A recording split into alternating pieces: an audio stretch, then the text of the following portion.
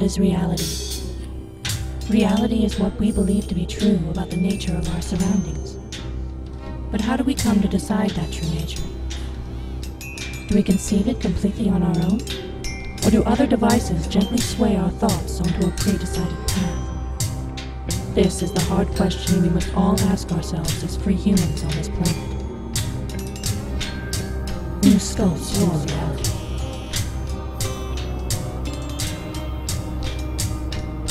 Reality.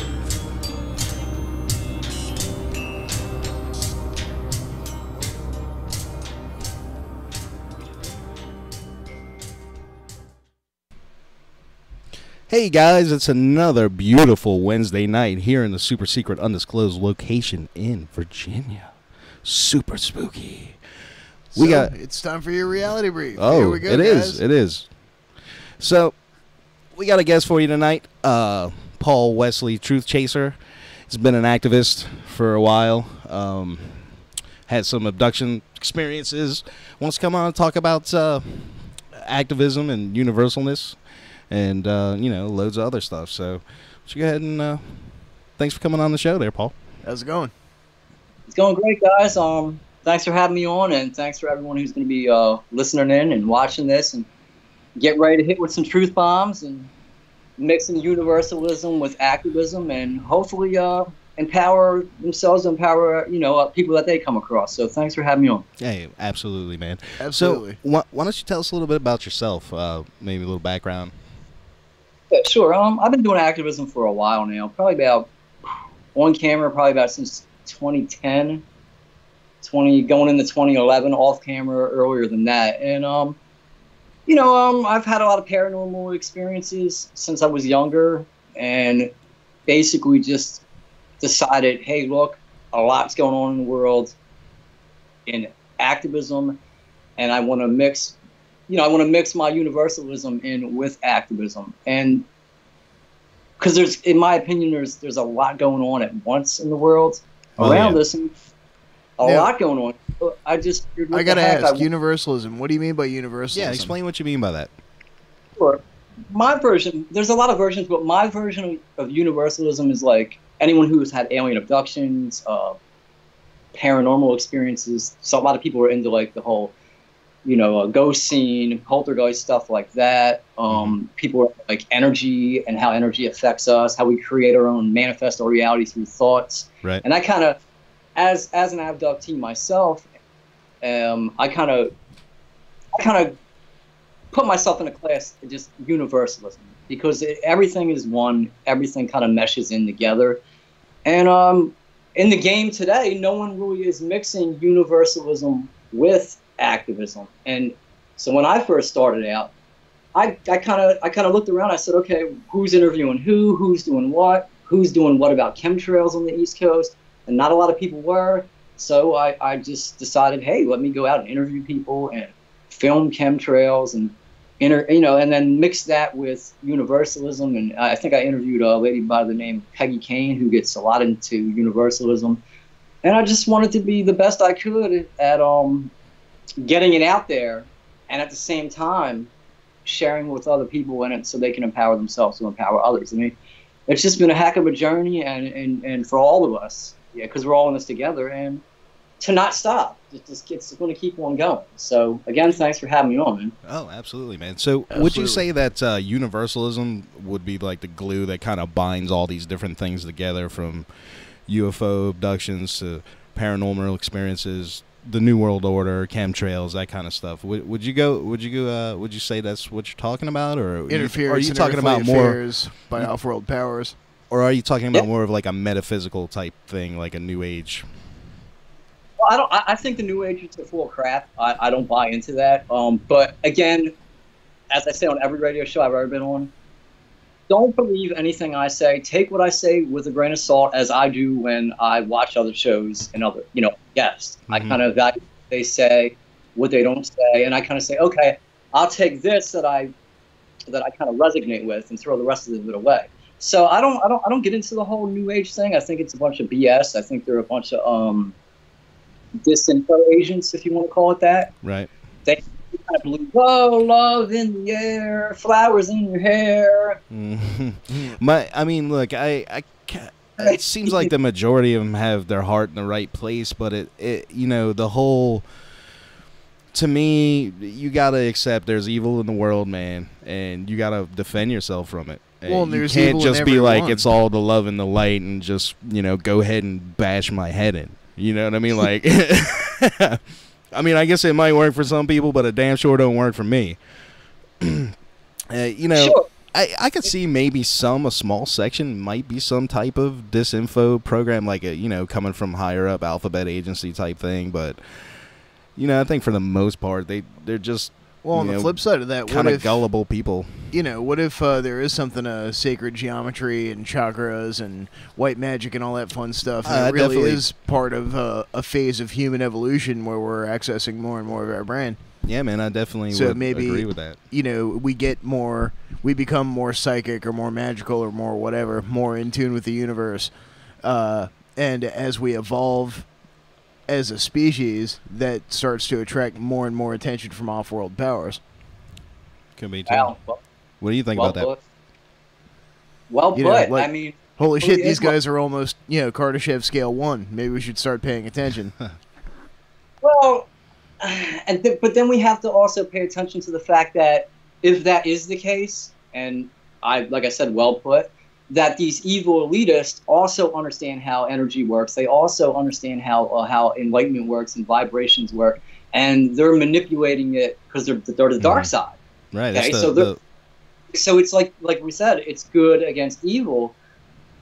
So even though humanity's waking up to this esoteric enlightenment, you know, with the New Age. See, the thing with New Age is, what the New Agers are doing, they're saying, oh, enlightenment and esotericness and love vibration, but they're not.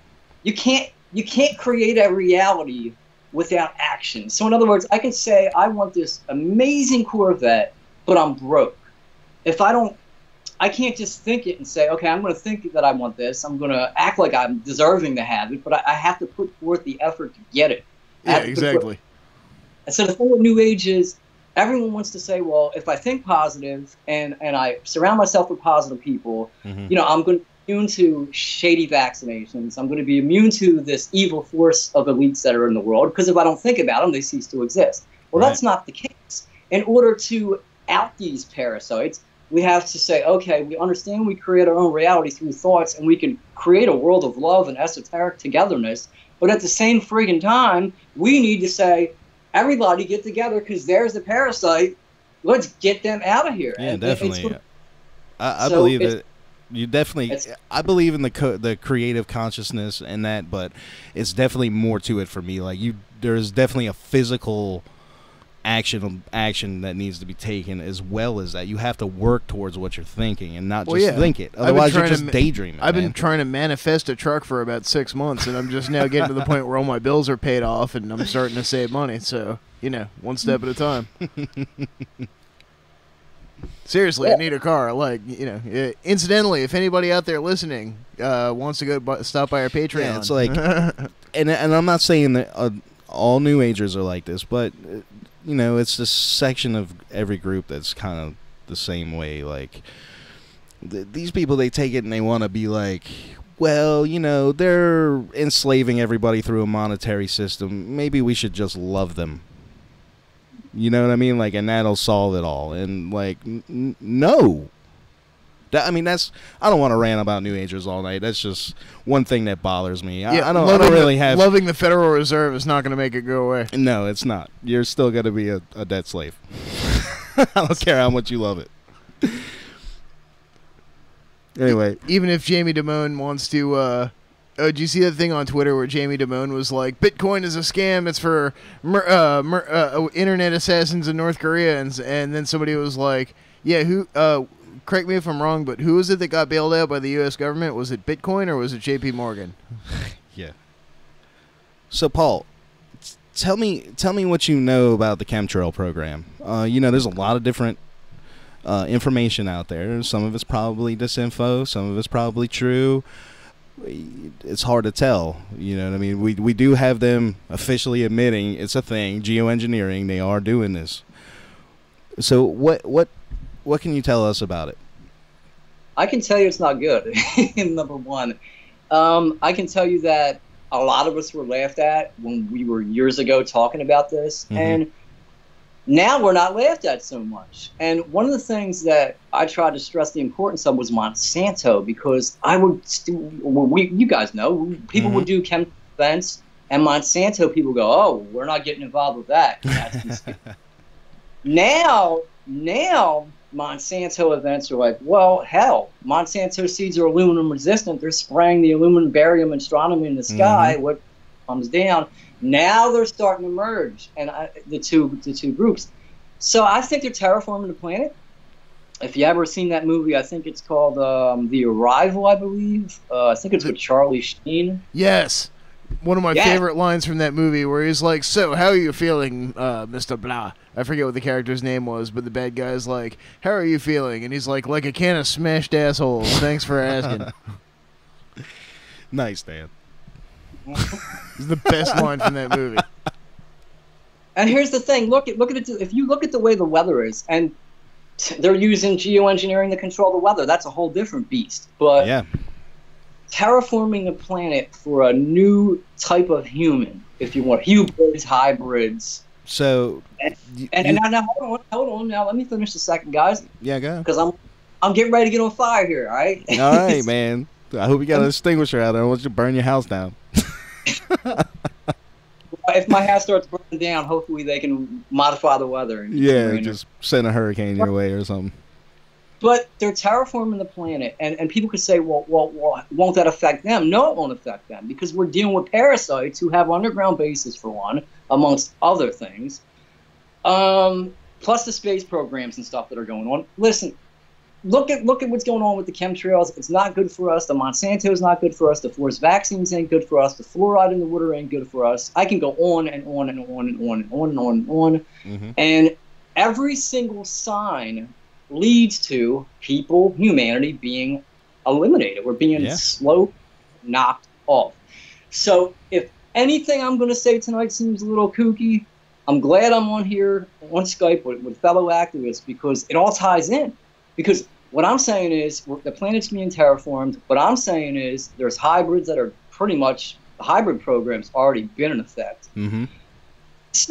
It makes sense because they want to upgrade humanity, and it happened in history. How many civilizations in history have just disappeared? A good number. Yeah, quite a few.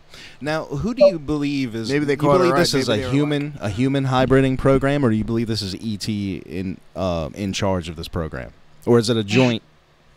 Operation? In my opinion, it's a joint effort. From my understanding, it started out as a joint effort, but the ETs kind of have the upper hand now with it, and it's kind of out of control. Do you know? I think that the black operations, if you want to call that, that are involved in it. You know, I'm not really into that. Like, I'm not that deep, but just going by my gut instinct and what I believe to be true, I would have to say that humanity, the small group of elite humanity, whatever you want to call that, are involved in this, think it's a good idea. They think it's okay to DNA and mix a little alien DNA in with our DNA and have half and half. And the sad thing is there's a lot of people that don't know what's going on. So you know what I'm saying? People need to know. Do you think that? So you're saying the end game is to, after exterminating most of the people on the planet, is to replace them with a hybrid? Exactly. It's already being done. It says on the Georgia Guidestones they want to cut the population down to 500 million, and so it stands to reason they want to weed out the finest breeding stock and try to get humanity to the next level. Now, I will say one thing: the Georgia Guidestones, nobody really knows who put that shit there, so that could be any group, really. You know what I mean? Not saying that there's not psychopaths running the world that want to kill everybody, because we know that's the case. But I'm sorry, man. I'm getting ready to snap. I'm going to do my Alex Jones impersonation for you, man. We're live. So snap. That's what people need. People need you to snap. People needed to hear it because I mean, not only Georgia Guidestones, but look what they did with the painting in Denver. Didn't they take that down in the Denver National Oh, Airport? they took it down? Took that shit down because they knew people. Yeah. Wait, they took one down? All right, so what species would you say that we're being hybridized with? The gray Zeta, Zeta reticuli. So do you think this Project Serpico, was that what it was called? Where the exchange, the alleged exchange with Zeta reticulans, do you think that's true? That happened? Again, I mean, look at how many people have been abducted since the 50s, 60s, 70s, and 80s. Millions and millions and millions. I'm going to the MUFON conference in Philly in October, and I might even go to the one in Pittsburgh to do some live on, man on the street interviews. Because like what's his name, Travis Walton. I'm going to interview Travis Walton. Oh, awesome. To get his take on things. What does he think? And look at it this way. Millions of people have been abducted. I've researched people who do hypnosis, okay, who've hypnotized hundreds and hundreds and hundreds, if not thousands of people. And a guy by the name of Dr. David Jacobs, he's done it, and he'll be at the MUFON conference in Pittsburgh. So my thing is, when I researched his work, his exact words were, the future, he fears for the future of humanity, because all these people who have been under hypnosis are saying the same damn thing. They're not up the stories, you understand? They're saying our eggs are being taken, our sperm's being taken. They're showing us hybrids.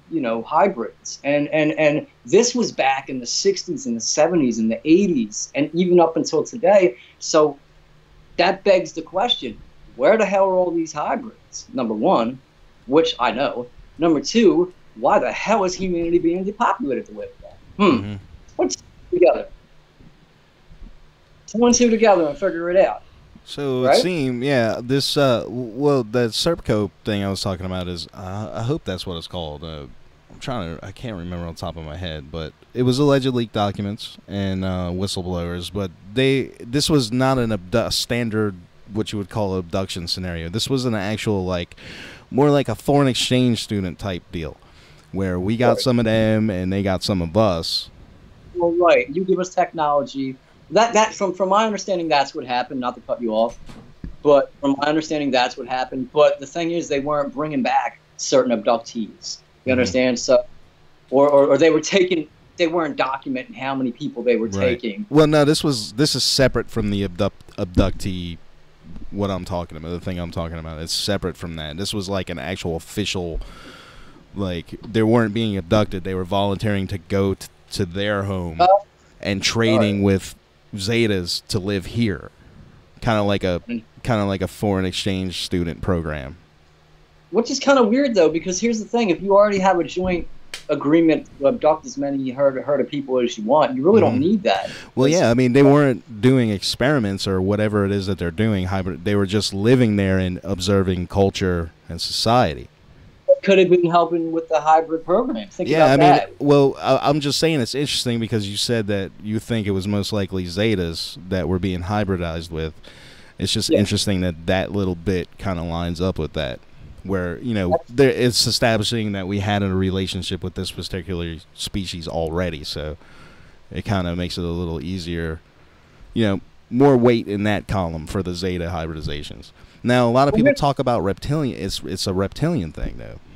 Well, apparently the Greys are from Zeta Reticuli. Right. Well, now the thing about the Greys... To, Bibliotheca Pleiades, and they actually have a list of A to Z alien races that have interacted with Earth. It's pretty fascinating, actually. What was it? Tony Rodriguez came on our show a while back. He was the one who said there were like 57 different species of reptilians out there? No, we had this guy that claimed he was a Draco reptilian walking. Yeah, it was him. You know what that is? And you know what that is? So it stands to reason that reptilian life is pretty ubiquitous. So it turns out. Right. You had on your show that said he was a draconian reptilian. Yeah, he said he was a walk-in, so his spirit possessed a young human boy's body at the time of death, according to him. And that's a phenomenon that a lot of people report. So I can't say either way, but it's never happened to me. So I don't know. I mean, I don't know. That's that's new to me. That's the first time I heard that. Yeah, I mean, look, when I talked to him, it was the first time I had heard it too. But then I did some research and I found out it's an actual thing, man. People are talking about it a lot. Well, the Drake be royalty, right? So I want to know why royalty of the Draco. Well, no, he was a Draco, as in he was a soldier in the Draco Empire at the time of its collapse. Because there's this whole, I don't know if you're familiar at all with that whole backstory of the Draco Empire and all that stuff that's been floating around out there.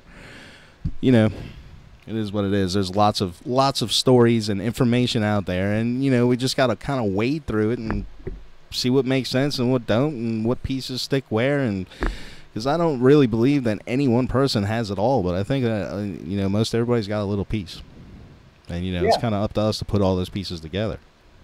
Yeah, that's true. I mean, I kind of focus on the fact of what's going on in front of me in the physical, and what's going on in front of me in the universal, and then try to put my own pieces of the puzzle together. And it has to be factual. I mean, so that's why when I say, oh, well, there's hybrids, you know, taking over, and the chemtrails are terraforming our planet.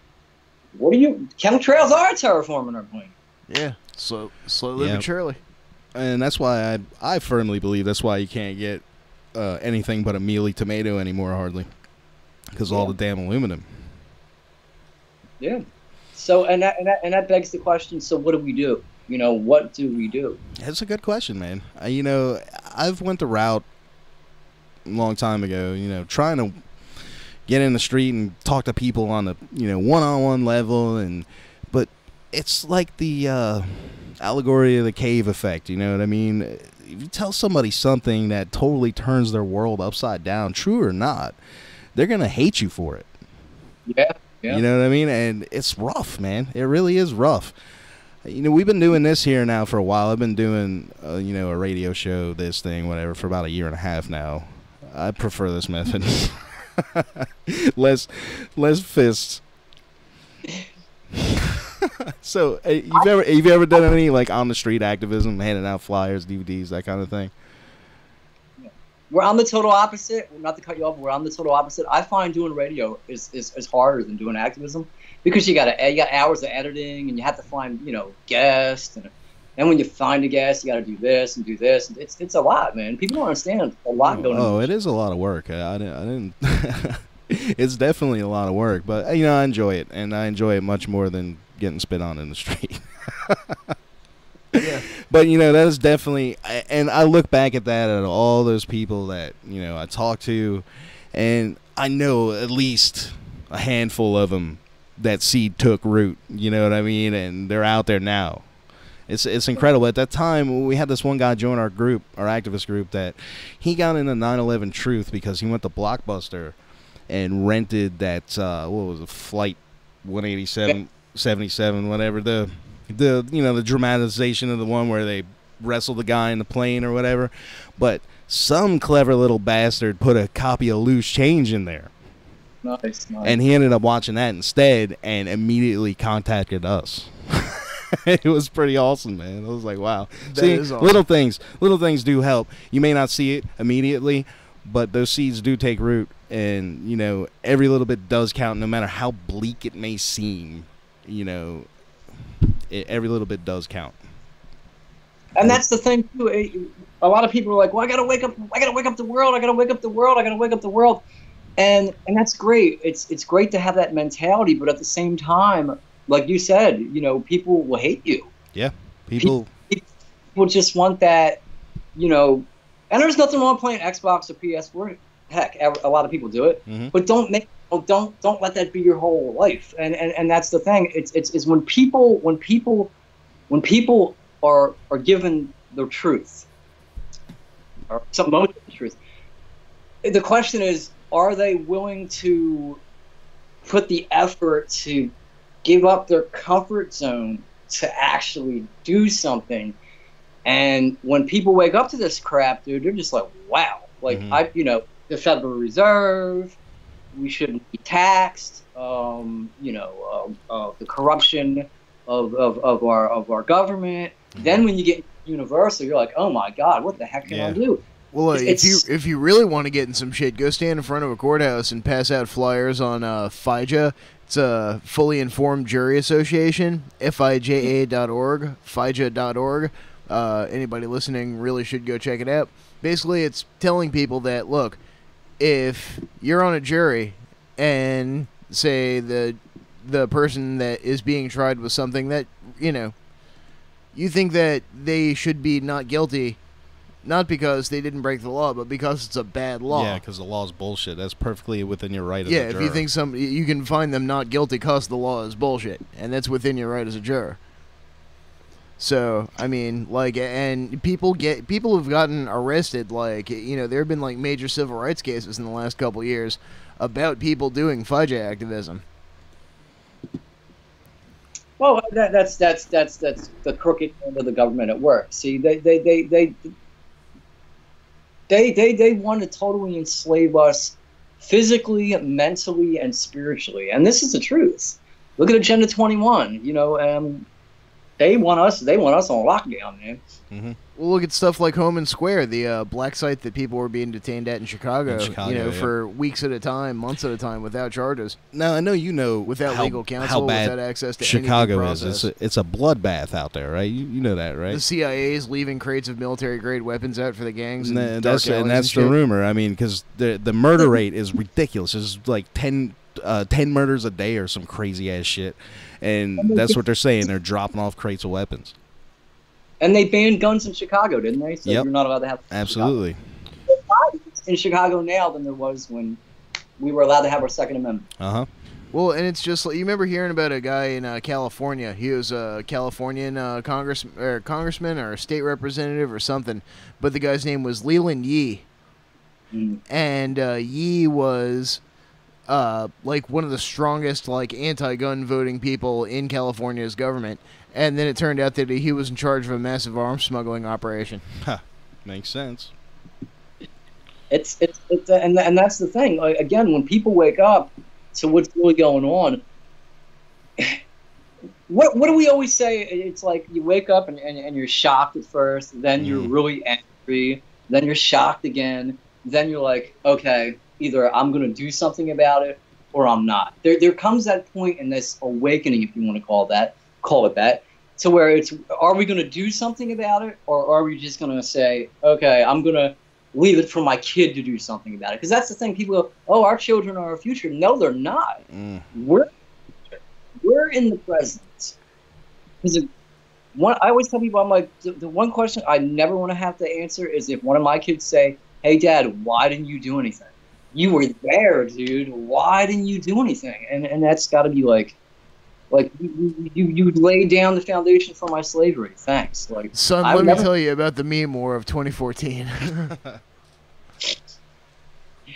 But and most people don't want to even believe that our food is being messed with. Let alone believe that there's an alien agenda behind it or a joint operation behind it. You tell me. That's the thing. There's so much going on right now, and the elite had planned it so perfectly because I forget who made the phrase, but it was get me if you guys know, and correct me if you can. It was the agenda is so monstrous that no one will ever believe it, even if you tell them. I forget who said it, but it's kind of like a variation of, what was that Heimler thing, or no, Goebbels. The lie, the bigger the lie, the more obvious the lie, the easier it is to believe. You know what I mean? What was it? Or it's the bigger the lie, or the more often you repeat it, the bigger. Yeah. I don't know, something like that, guys. You could figure that out there listening. You know what we're talking about. But don't lie. That's the moral of the story. And here's the thing, though: it's cool to just be a Monsanto activist. It's okay just to be a absolutely. Like, you don't have to do everything all at once like we do. You don't have to. So as long as you're doing your part. Exactly. Right. So I don't want people thinking like, oh, well, if I got to tackle chemtrails, I got to tackle UFOs or aliens. It's like, nah, dude, leave that to me. I'm the apparently with you. It takes a long time to develop to the point that we're at because it is so much information and it is such a gigantic picture that, I'm sure I can't speak for you, but I've barely scratched the surface, and I've been looking at this for literally most of my adult life. I'm not going to be egotistical. I'll tell you what, with everything I think I know, I've just scratched the surface. So cheers, I'm with you. I mean, there's just a ton of information out there, and then you've got the daunting task of trying to figure out what's disinfo, who's making up a story because they want to be famous, that kind of thing, you know. And it's just it's frustrating, but there's something there. You gotta make sure you don't go insane in the process, because it's like, yeah, come on, you know what I mean. You got to make sure you don't go insane in the process. It's hard to stay grounded sometimes too. Now, I don't know if you really wanted to get into this, but it was my understanding that you had an abduction scenario. Would you feel comfortable talking about that? I mean, absolutely. I've been on multiple shows talking about it, and here's the thing. If you feel uncomfortable talking about it to the people who I've interviewed, I tell all the time, if you feel comfortable talking about it, fine. But I never do. Well, that's good. Some people do, man. I just don't want to put anybody on the spot concerning something like that, because for a lot of people it's a very traumatic event. It is. It is traumatic, but at the same time, this is what we're here for. We're here. I'm here, and you guys are here because people who are going to watch this, whether on YouTube, live, or whatever, who have had abduction experiences, can say, hey, look, you know, I'm comfortable now. Maybe I should say something. So around 6, I would say 6 years old, a lot of people who've had what's called out-of-body experiences, where you float out of your body or whatever, you know, I've had those. And if you ever lived in the city, you know, like you have the street lights all the way up on top, and I would grab the street light. I'm grabbing the street light because I'm going up and going up and going up, and you know, I'm waking up and seeing these little 4 foot tall gray beings staring at you. You freak out. You're a kid. I mean, it's terrifying. It's terrifying to see these things. You know, to 1 minute be in your bed, the next minute, you know, you're downstairs. You don't know how you got downstairs, but you're downstairs, and you see a flash of light, and then you automatically.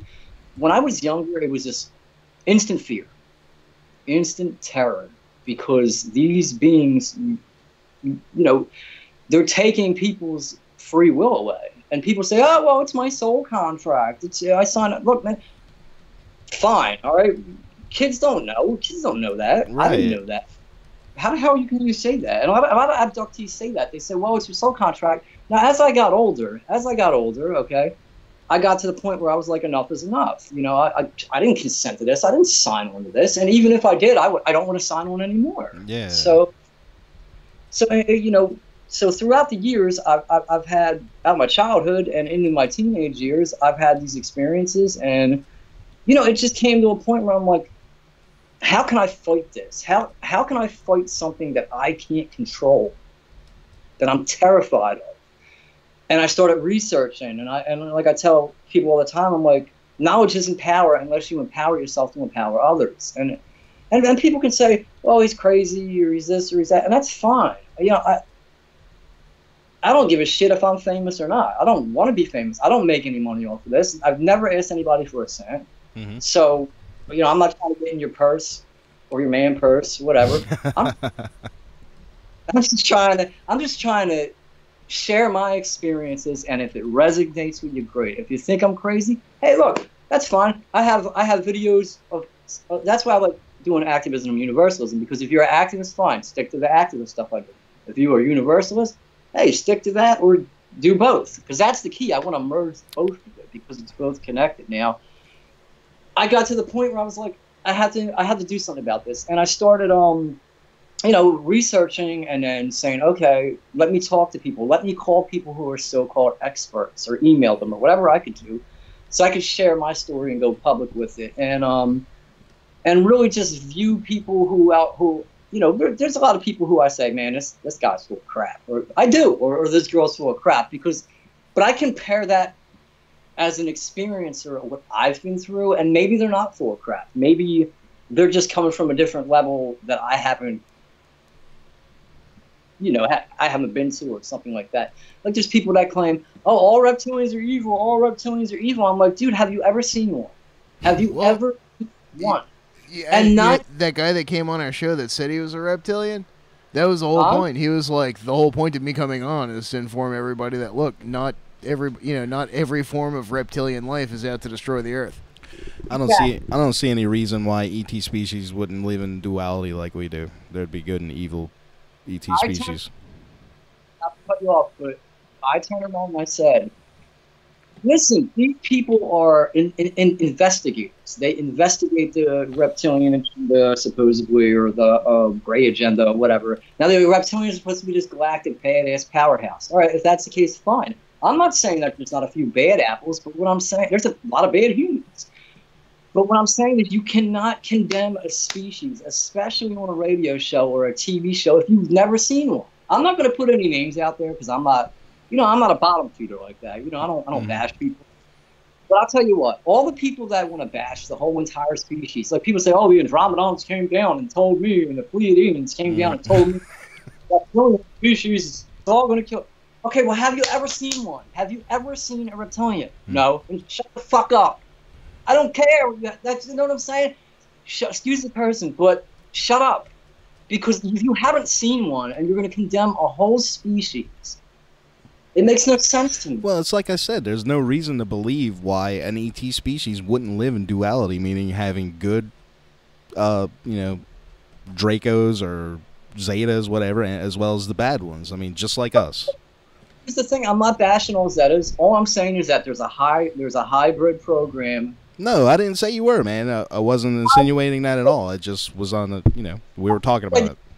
I just want to clean that up just in case the viewers might, I don't think all the Zeta races are bad either. The tall grays, the small grays. All I'm saying is that I'm focusing right now. And what I'm saying is that I don't believe that any one species is totally 100% evil.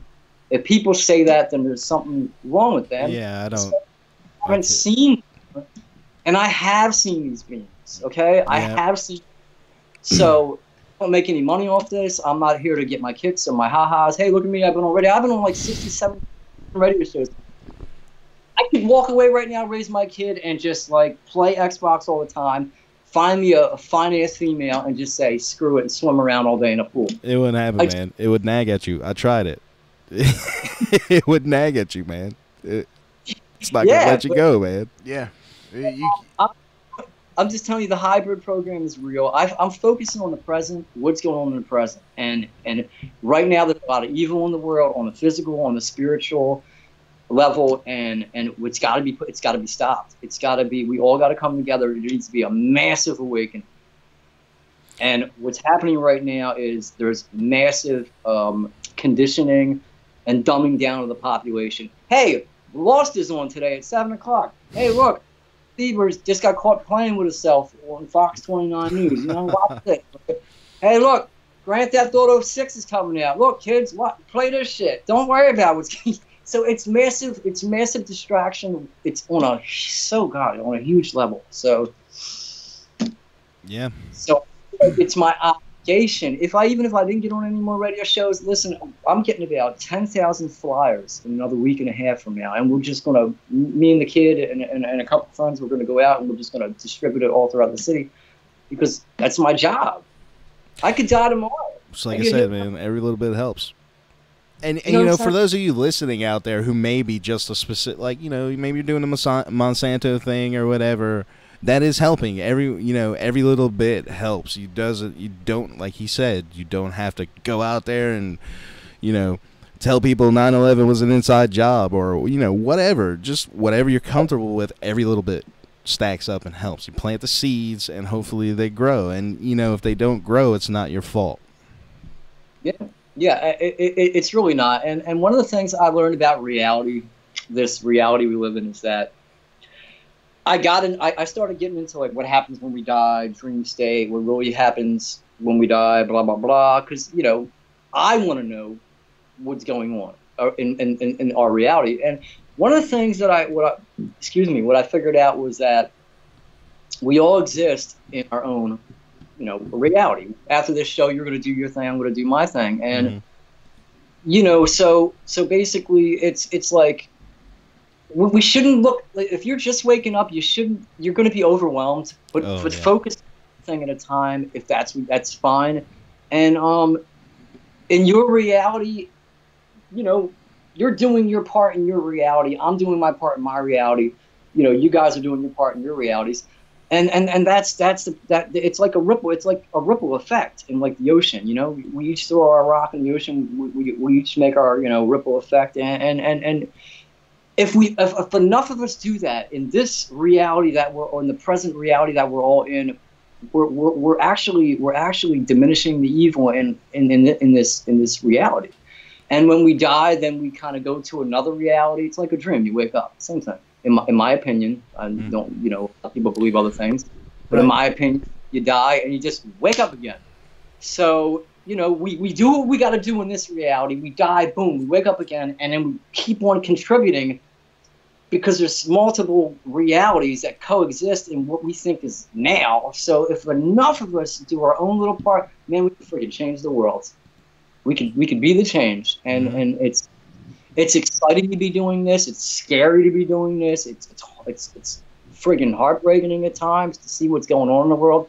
But at the same time, this is a universal game that we call life.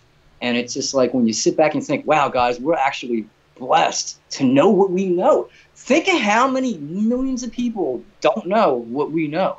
So we're blessed. And it sounds weird saying that because a lot of nasty crap is going on, but we are. And it's a privilege to be in this existence now, being able to be that ripple effect. And it doesn't cost anything to be an activist or a universalist. If you make money, spread it around and support other activists would be my advice. Mm-hmm. But it costs nothing, man. Definitely strengthen numbers. It costs this. That's all it costs. The heart to, you know, your hands shaking when you got the camera out there, you know. You'll get better at it, you know. And if you want to talk about aliens and your abduction or paranormal experiences, it's okay to be called crazy. Shit, they threw coffee. So, at least as far as dealing with earthly contemporaneous authorities and that sort of thing.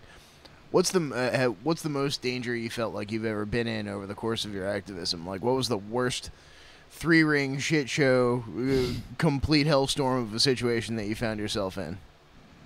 Wow. I don't know.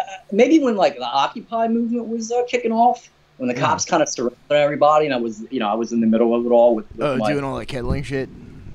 Yeah, I was filming and interviewing, so, you know, the cops kind of surrounded us with the horses and shit, and people were, you know, getting kicked around by horses, and they, you know, I kind of slipped out and still started filming everything, but I really try to just, I never really felt threatened, like where like a shitstorm was coming. I mean, and I've kicked in Fox News' door. I've held multiple chemtrail. All my events have been held in front of the media because I believe they're solely responsible for 90% of the population being asleep. Those scumbags are the ones that really need to be taken care of. But I never really felt like you know, I always surrounded myself around passionate people and that really wanted to feed off my energy. It's kind of like a football player coming out of a tunnel. Like, you ever watch like Ray Lewis or Brian Dawkins or something? You're like, yeah. So when I'm coming out of the subway or something, you know, I'm all like hyped up and ready to go, and I try to be as energetic as I can, and people feed off of it. It's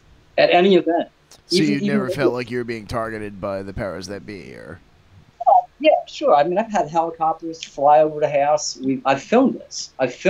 They were hovering, they came down. Matter of fact, me and my oldest daughter, Alyssa, we were walking and I said, do you see it? Do you see it? She goes, yeah. Then I said, well, watch this.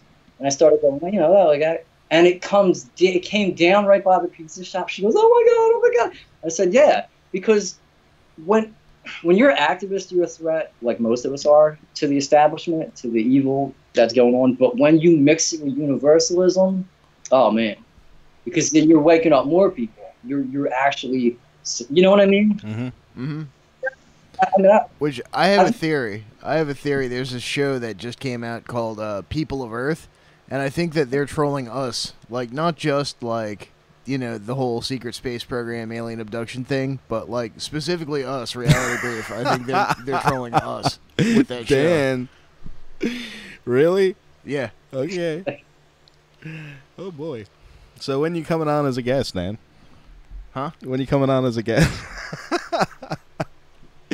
I'm being harassed by the powers. Anyway. All right, so now what was the standard type? You said you were abducted several times over the course of years. Gray beings, 4 foot tall. What was this? Walk me through a standard abduction scenario. How would it happen? Just like you were floating, you just float. It's kind of not many memories of it, or and a lot of people will say, oh well, you have to remember. A lot of people who have been abducted or taken, quote unquote, they strip your memories. Because it's just from situation. I mean, you go to sleep and all of a sudden you kind of wake up and you're like, why am I awake? And you feel like you look around and next thing you know, boom, it's there. Then you get a lot of people have, what's it called when you're paralyzed and you can't move when you're laying there? Oh, sleep paralysis, right? Yeah, I think that's what it's called. And you get that, and then it's just fear. I've had it one time where I'd woke up and I couldn't move, but I knew. You just know. And so you're laying down like this, and you just know shit's about to hit the fan. And then, like, say, hallways over here. And your mind, all of a sudden, your mind just like, not again. And then all of a sudden, right in front of you go, bright light flashes, and that's ball game. You wake up again. And see, it's not like you get abducted on Monday night and then wake up Tuesday morning and remember everything. That's not how it works in 90% of the time for abductees. You get abducted Monday night and then you couldn't recollect anything from like a year from then. Then you remember back in 6 months. I've had it where I've seen a feline species, cat race called that. So where and this was like right towards the end of my abduction scenario. Because as I got older, I've learned to empower myself and kind of like take control of what's going on. Not totally, but 80% of what's going on.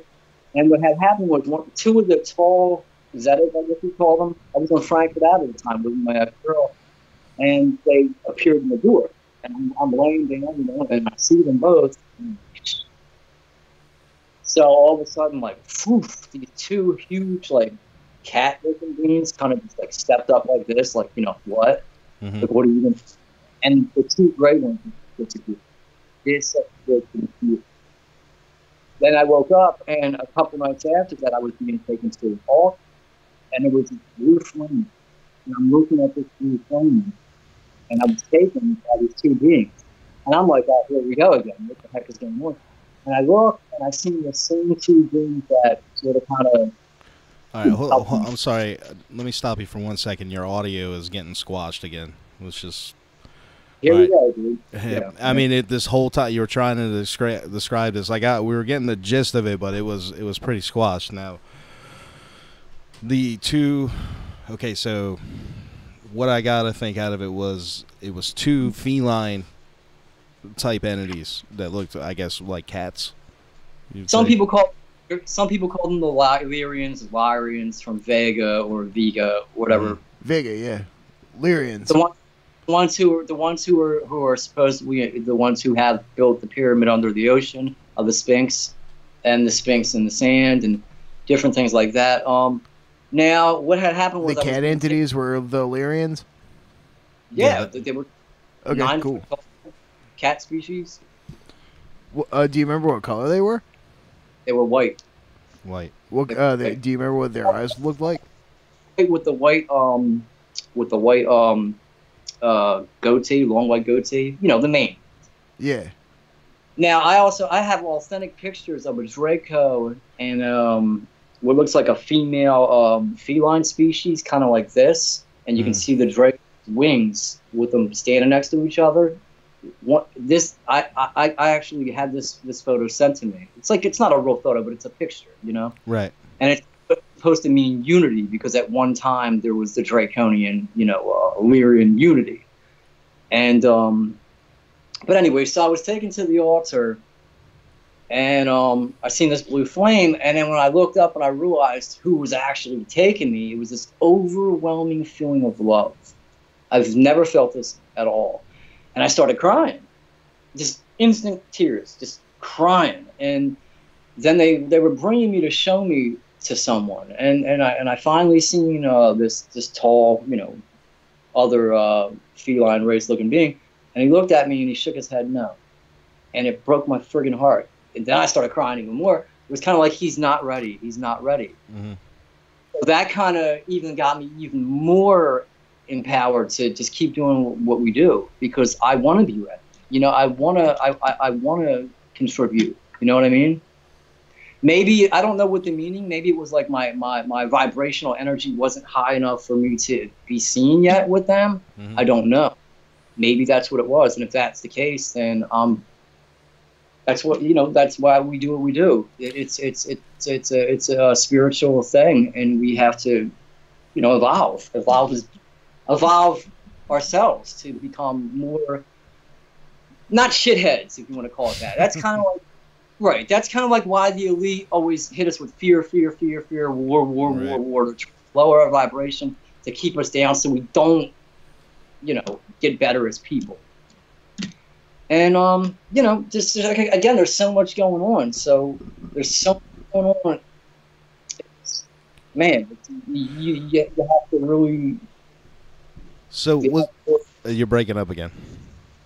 So there's so much going on that you really have to not lose your sanity, so to speak, when you, you know, when you kind of get knee deep into what's going on, because there's so much. Yeah. 5 years ago, I was like, oh, well, that rabbit hole ain't that deep. You know, after looking at it for, you know, years already. Well, and forget it. 10 years ago, Jim Mars and aliens, that's crazy. Yeah. David Icke, reptilians, what are you talking about?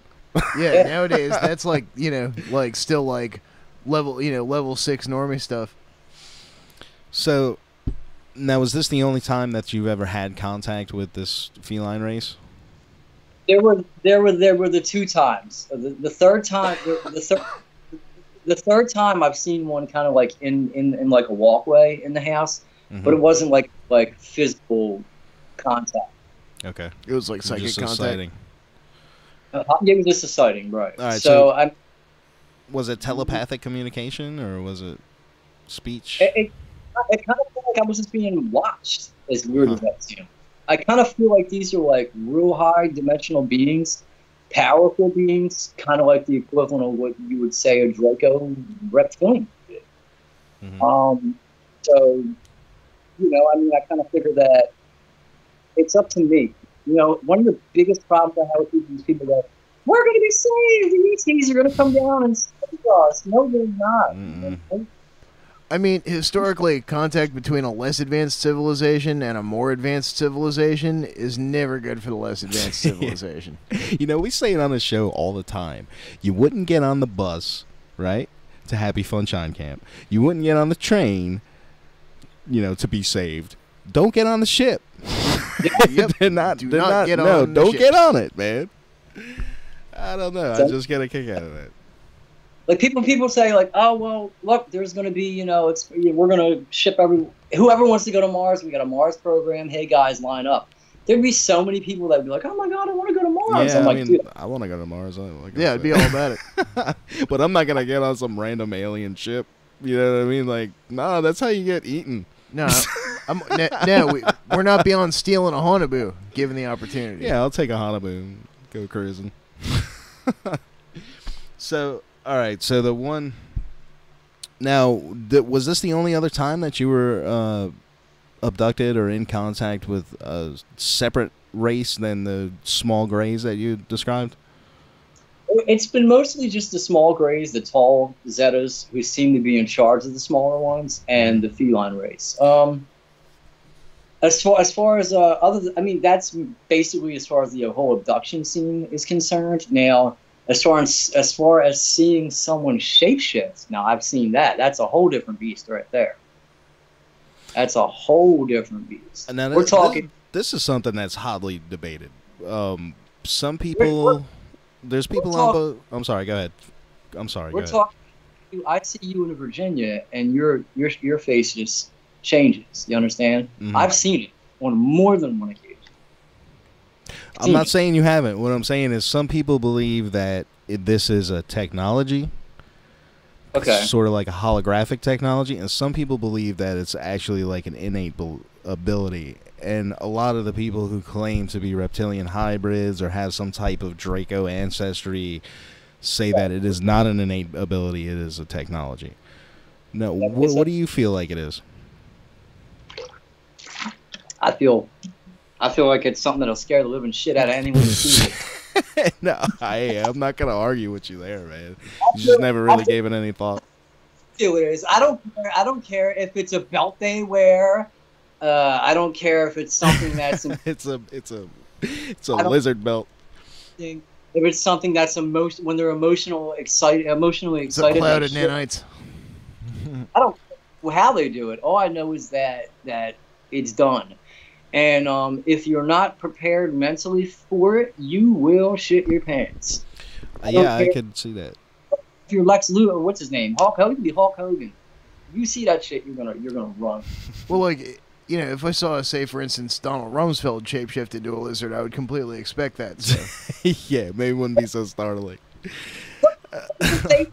Look at their face. John Kerry doesn't even look human. He looks like a puppet. You ever see like his chin come out? He looks like the dude from the Muppets. It's like John McCain. You could actually see through that guy. Yeah. I've seen him in person. I met him in person. Yeah. You're breaking up again, man. I said if you actually look at John McCain, you can see like his cheek abnormally comes out on this end, and then it sags down. It's like Rothschilds. Look at the build. Look at them all. They look like they're like demons ready to fall. Their shit's ready to fall off. So now, is it your feeling that the feline race is at war with the Dracos now? Since you said they used to be unified. You can find and read a lot of things on the internet, but right. I don't believe a lot of stuff. I take it with a grain of salt. Mm-hmm. If you ask anybody about the feline race, there's not a lot of info out there about them. Other than there was this galactic war with the lizzies and the feline, and, blah blah blah, which may or may not be true. I don't know if it's still going on. I don't know. I don't know. I just know what I've seen, and again, so. I can't say, Right, I'm not looking for you to, be like, this is how it is. I just looking for your opinion is all. Well, my opinion is I don't know. I know that, I'm not gonna sit here and say that all feline race are these esoteric, white, golden... No, I doubt that they are. I mean... Although, one has to ask themselves if they poop in a sandbox. How does that work in Zero G? I'm sorry, man. I'm not going to say that all the reptilians are like these evil beings either. I mean, so I all I'm saying is that what my experiences have been, basically negative for the most part with these Zetas. As far as the reptilians, I haven't had any beef with them. I haven't had any beef with them. Other than seeing someone shapeshift and we can talk about that if you want, but I haven't had any altercations to where it's like, I'm reptilian, I'm gonna steal your soul and eat your children. I'm gonna eat your babies. Now, before we get to the shape-shifting thing, just one more point on the feline race. Several months ago, we had a guy named Tony Rodriguez who claimed to have been part of a 20 and Back program. I don't know if you're familiar with that. It's got to do with the secret space programs, the breakaway civilizations that people say are out there. Obviously, no hard proof. Just like you can't show me a photograph of this cat guy. They can't show you a photograph of the space Nazis. But there's a lot of things there that make it pretty believable. So anyway, he said he was on during his service for Darkfleet, which is a Draco-Nazi collaboration. He was on Ceres Station, which is the biggest asteroid in the belt. And it's got a mining station. It's a dwarf planet, technically. According to him, there's a mining station there, and on all kinds of shit. But anyway, he said he had ran into. He was a slave. He did something good. They gave him some money, and they let him go out into the place or whatever. And he got lost, and then he got robbed by a feline entity and a fish man. A fish man, for lack of better words. A fish like they took the little bit of money that he got. And it was interesting because, out of all these people that I've talked to, I've never heard really a story quite like that. It's pretty crazy. So it just goes again to the whole duality thing. There's not any one race that's all one way. I firmly believe that. Because I've heard of that's true too. The Lyrians, like you described them, and then also I've heard of another alien group of feline things that called themselves the Leonins. Because they say that there's over 100 different reptilian species. Right. Some of which make up the Draco Alliance, and not to cut you off, but that goes to show my credibility right there, because most people who would say, well, I've seen this cat race and it was this loving feeling, which it was, would just instantly say the whole race is this love. And I didn't do that. Didn't do that. I didn't do that. I said, hey, yeah, my experience was positive, but at the other hand, there could be some shysters, pickpockets out there, Right, yeah.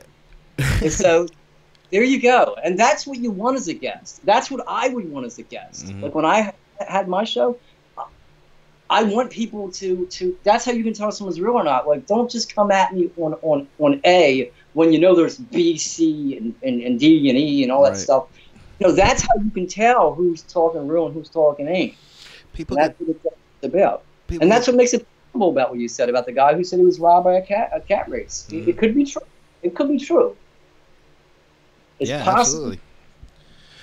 Absolutely. All right, so we're coming up. We're already past 9, but we're going to take a short break, somewhere around 10 minutes. So if you need to stretch your legs or whatever, when we get back, we'll hop onto that the shapeshifting. Let's talk about the shapeshifting I've seen, and then let's talk about these hybrids, where they are, what they're doing, and how to spot them. Absolutely. Let's get it on. We'll go ahead and open up the phone lines for you guys if you got some questions for Paul, and or a comment, or maybe you've been abducted, whatever you want to talk about. And if you happen to be a hybrid, call us. Yeah, if we're looking for you, so call in. All right, we'll see you on the other side.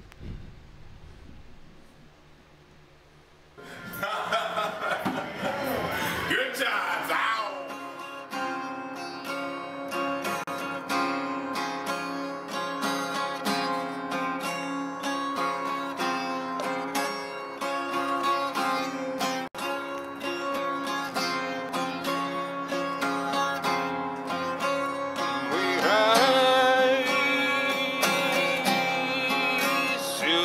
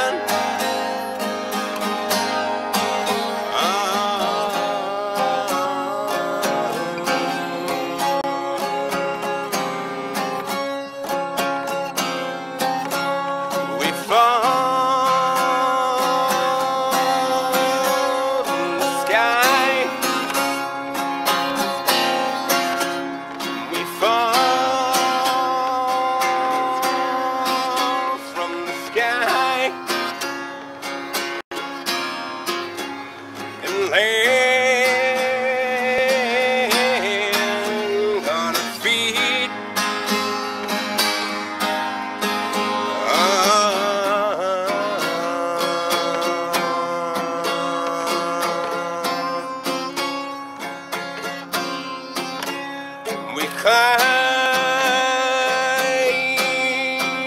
to the clouds.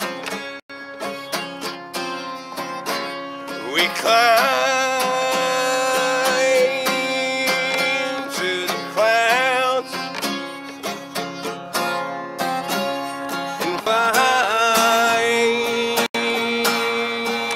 and free.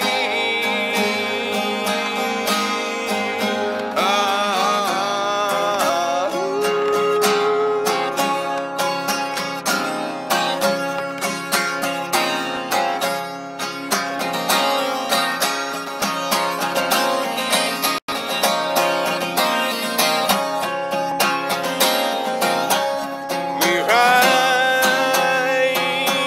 rise with the sun. We drown in the sea. We fall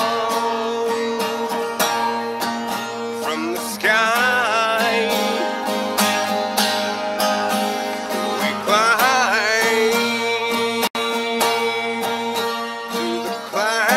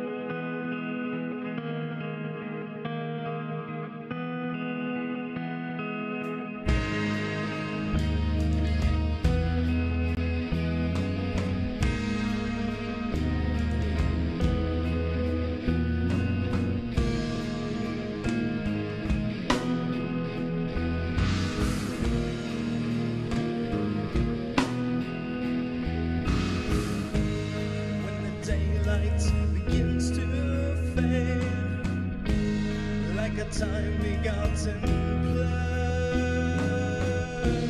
looking once will be diminished. It's the end of our days. Follow the empty silence to a room without pain. No time for betrayal. Could it matter anyway?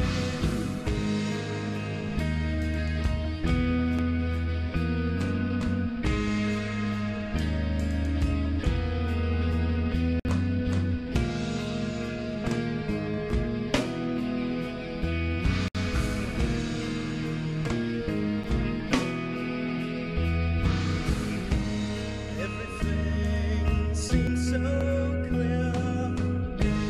From the darkness we won't fear. Deception awaits us all. Our last days have come. Follow the empty silence to a room without shame. No time for betrayal. Could it matter anyway?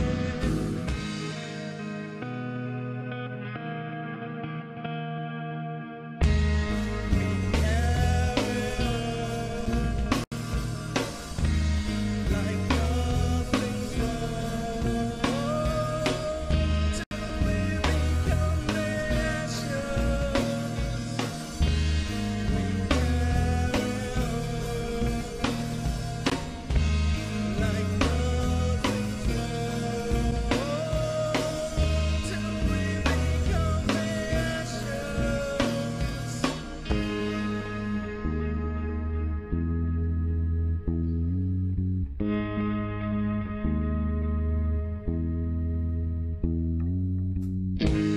From dust to dust without regret. met. Don't grieve for those you've never met. The time for silence has won. The mistakes of already undone. Follow the empty silence to a room without blame. No time for betrayal. The nights are anyway.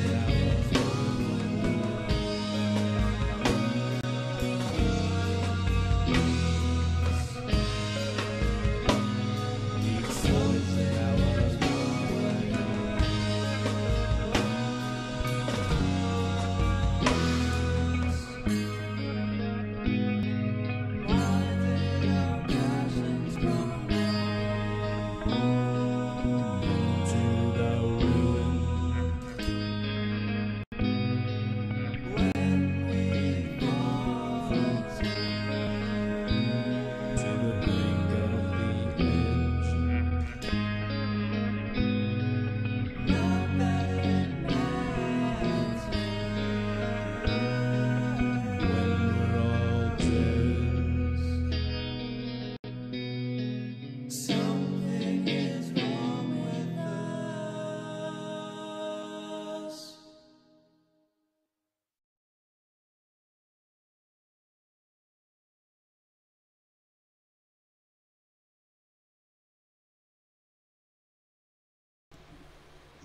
It's got a charge like this. Stay straight. Hey guys, we're back. If you like what you see, you can find more at Reality Brief on YouTube. You can check us out on Twitter. We do that tweet thing every once in a while. You know, you could Occasionally. hop on over to Facebook, give us a like there. Check out our group on Facebook. Some top-notch postings on there. You can go ahead and join that. We'll let you right in there. Speak your mind. We're going to be right back here with Paul in just a second. If you want to get in on that that conversation, that number is 757 528 528-8130. That's 757-528-8130. Give us a call. Dial those Ask a numbers. question. Right now. Give us an experience. So, Paul, before we went to break, we were talking about you said you saw a shapeshifter. Someone actually shapeshift. You want to tell us about that? Sure. I was coming out of the National Guard, actually. And when I was being discharged from the National Guard, I had met a girl. And, well, what had happened was when I was in the Guard, I turned and I'm like, well, I'm just going to blow the roof off the underground bases. You know, what's going on with the hybrid agenda, different things like that. And when I was being discharged from the Guard, I had met a girl. And she's like, well, listen, you're going to Philly, right? And believe it or not, she lived in Virginia. So I was like, okay, yeah, I'm going to Philly. And she's like, no, let's go to the hotel, blah, blah, blah. And we got to know each other, whatever. Things went normal, like you would think a normal relationship would go, right? Mm-hmm. Mm-hmm. So then she called me up on the phone, and she's like, look, I'm coming to Philly. We're going to spend time together in Philly. And I was like, okay, no worries. Now, at this time, I've never seen anyone shapeshift or anything like that, okay? Mm-hmm. So she comes to Philly, and everything went good in Philly. And I'm trying to get this camera right. Just give me 1 second. Oh, there it goes.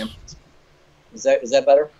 Yeah, I was working on fixing the thing. Now, I'm just gonna take the charger out. The only reason I did that is because the phone wasn't charging the way it should have been. The battery's dying, whatever. But so anyway, so she comes to Philly. We hang out in Philly. We kick it in Philly, and things were great. I'm not going to say her name. I already told her I would never say her name on radio. But and for legal reasons too, she'll probably sue the shit out of me. Right. But How you gonna prove she shapeshifted? I would like to see that court battle. So check this out, right? So then the third time she's like, look, you're going to go to Virginia. Now this before she picked me up for us to go back down south, we would talk on the phone, and she would just know things that normal people wouldn't know. Like she would go, how's that? At the time I think I was still living in my mom's basement right before my mom passed, or no, right after my mom passed. I was living because I was, my dad was obviously devastated. So, we were going through my mom's passing from cancer or whatever, and she's like, "Oh, how's that sheet on the wall? Look behind you." And I'm like, "How the hell did you know that?" You know what I'm saying? She's like, "Try to hang up the phone, see what happens." I'm trying to hang up the phone. I pick back up the phone. She's Yeah, it's like, a little unsettling.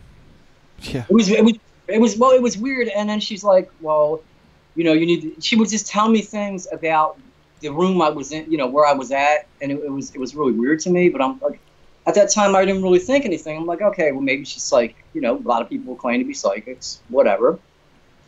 So then we get down to Virginia, and I wake up, and as I'm kind of waking up, like how when you wake up, you rub your eyes, like, oh, I'm waking up, right? Mm-hmm.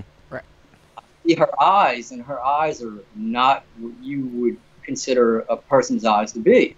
And I'm like, what the hell? And as I'm doing that telepathically, she's like, I know everything about you. You know what I'm saying? And it's kind of, at the time, you don't really think anything. You're like, what the heck am I going through here? Whatever. So I blew it off, and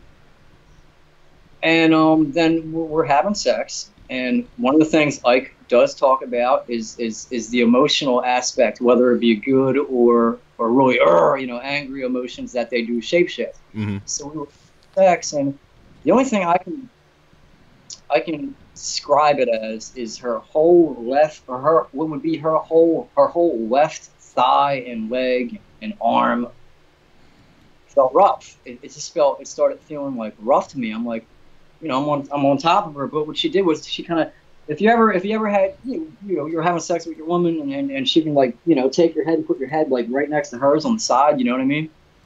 Mm-hmm. Mm-hmm. So you're hitting it, dude. You know what I mean? You're on top of her, and she takes your head and kind of pushes it down, so we're like, you're on the side of her, she's on the other side, so you know what I mean? And I'm like, what the hell am I feeling? Because it felt weird to me. It's going to sound crazy to some people, but I don't care. Mm-hmm. I was like, what the hell? And then I had this overwhelming mental feeling that I was being used, I guess you would call it. Like I was just a toy. Like you know what I mean? Like this. Right. Like I was being shown. Piece of meat. And sometimes that's cool. Listen, pretty much. Like I was a toy. Basically, not nothing, but I was being shown. Like she could see into where I was going to go. Apparently, what I'm doing now, obviously, and so after this happened. Like, was there any visual component to it? Like, did you see scales or anything, or any discoloration? I did. Towards the legs, but I couldn't see at this time. I couldn't see her face. Obviously, she had my head pinned next to hers, but I did get a glimpse, and it was brown skinned. It wasn't like a monitor. Like everyone's like, oh my God, they're all green. No, look, they're not all green.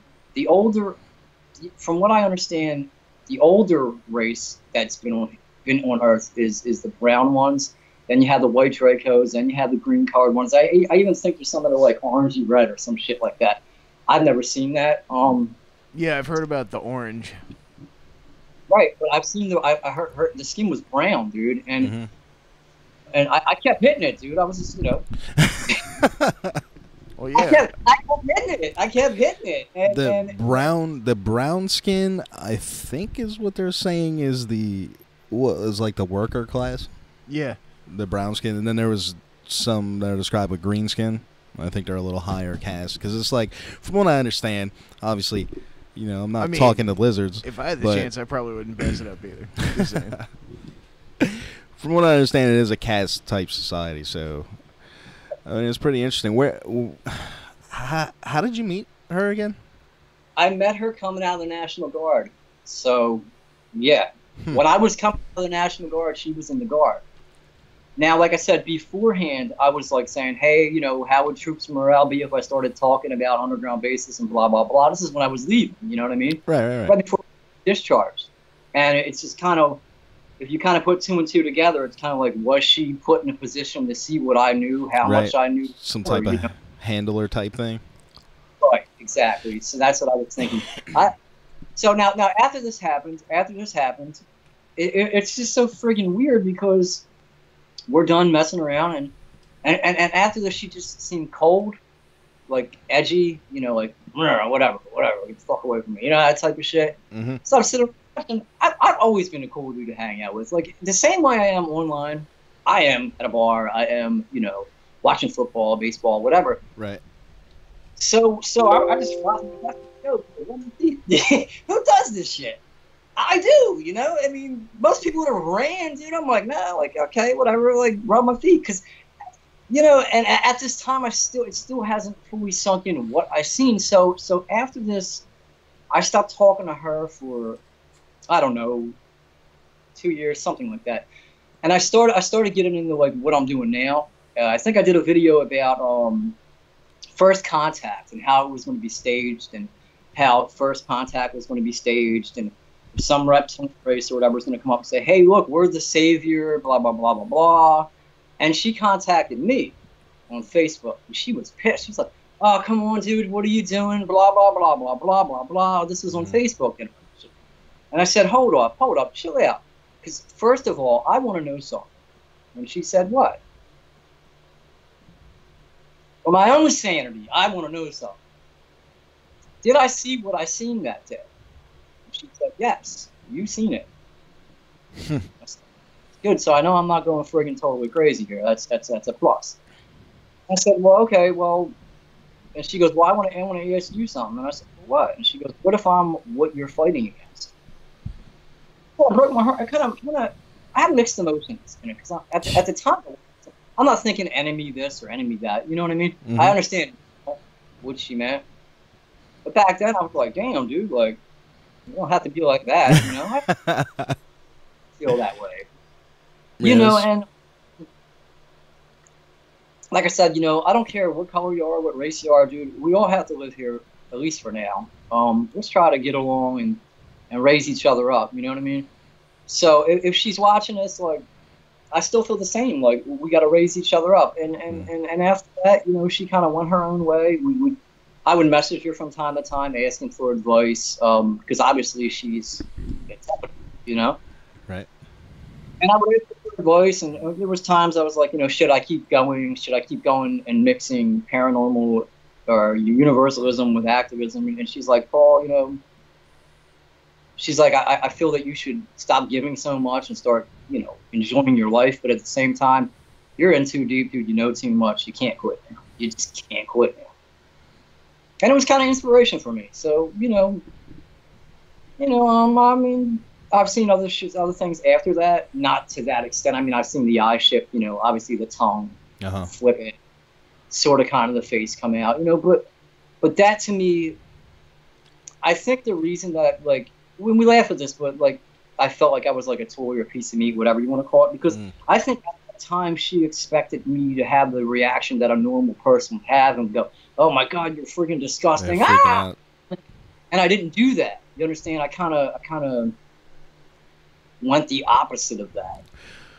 Gained her respect, if you will, because of that. And the way I'm handling my career in universalism, to where I'm kind of like, I'm lifting everybody up. Real strength don't come from working out. Real strength comes from like lifting we're all on this ride together. So that's how you earn respect. You don't earn respect by being a bottom feeder and saying, well, he's fake, she's fake, or I want to be on the show, so I don't like you, or I want money, or I want this, or attacking this person. See, that's what they want. They want us in a cage, just running around in activism and universalism.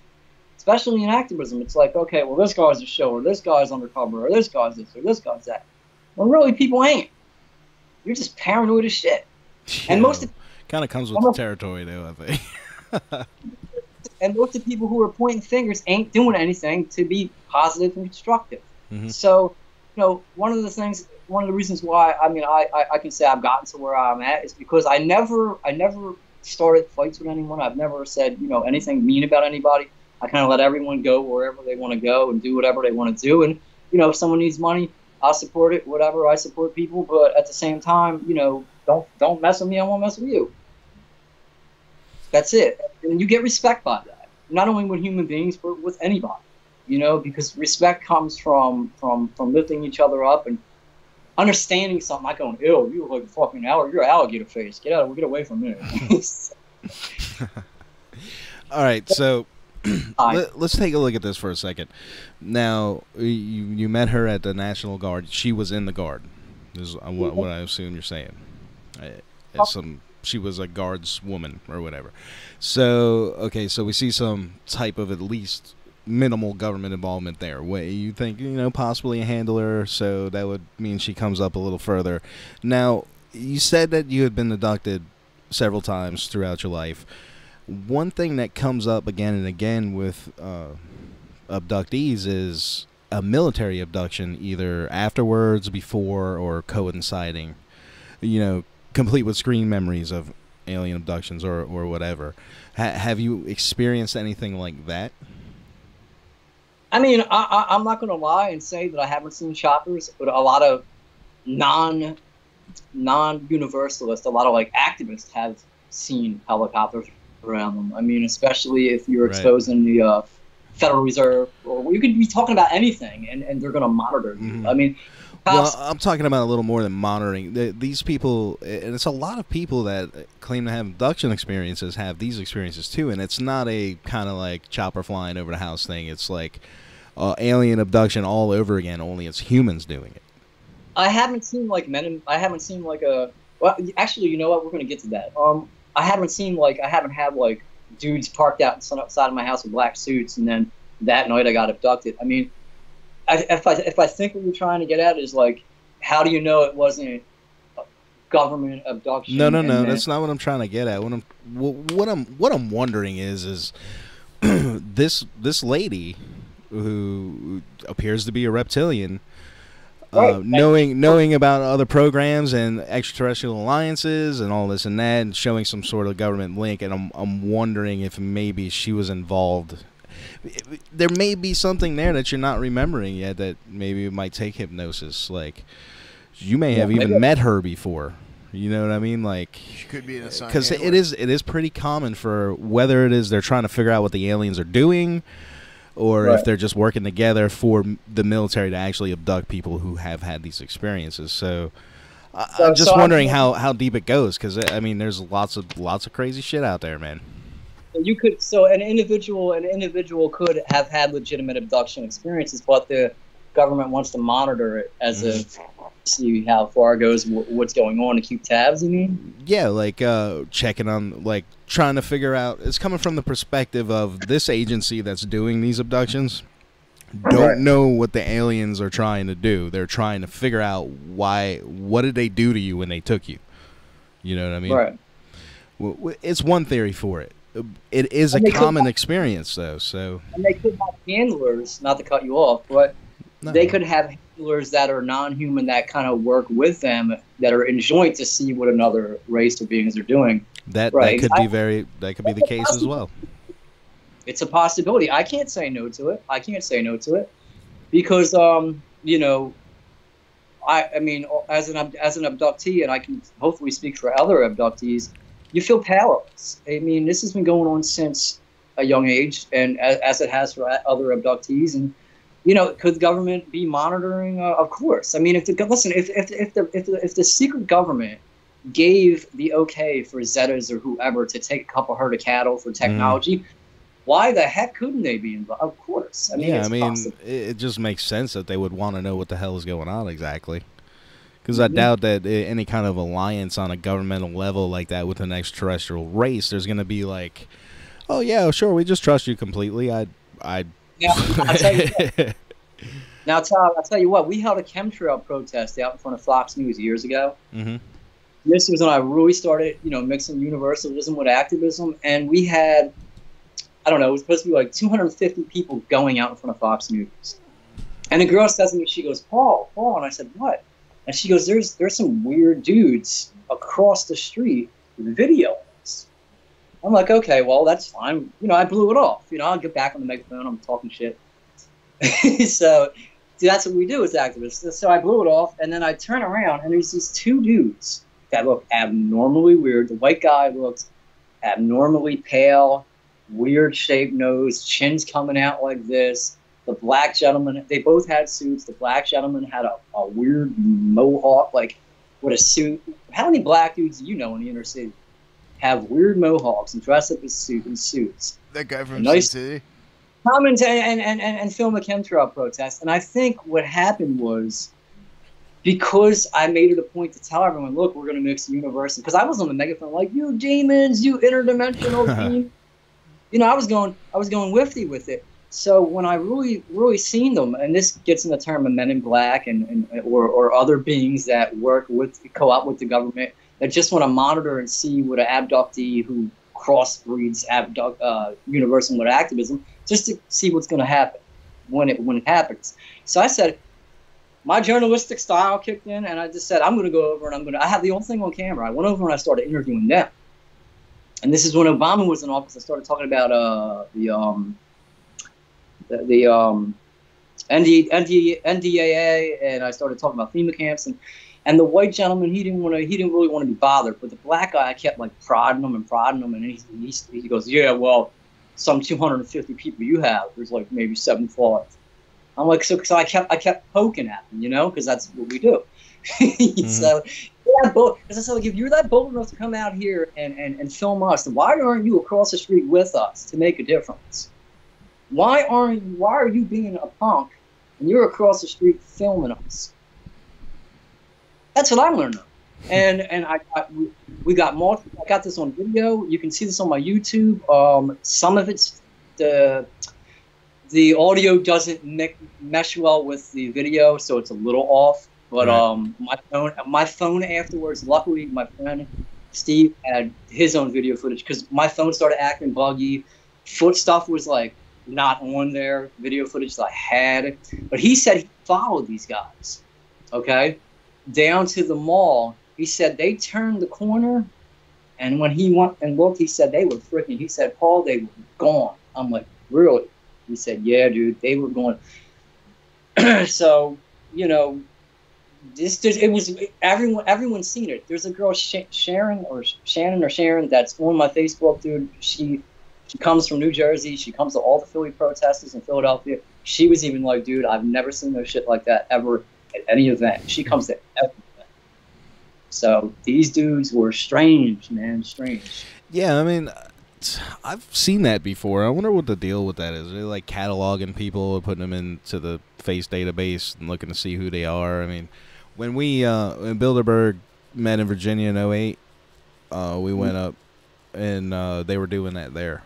They were filming us from police work, actually. It was actually sheriff's department was filming us. It was pretty weird, man. That whole experience was pretty surreal, but I mean, I could probably talk about that for an hour, so we're not going to go there.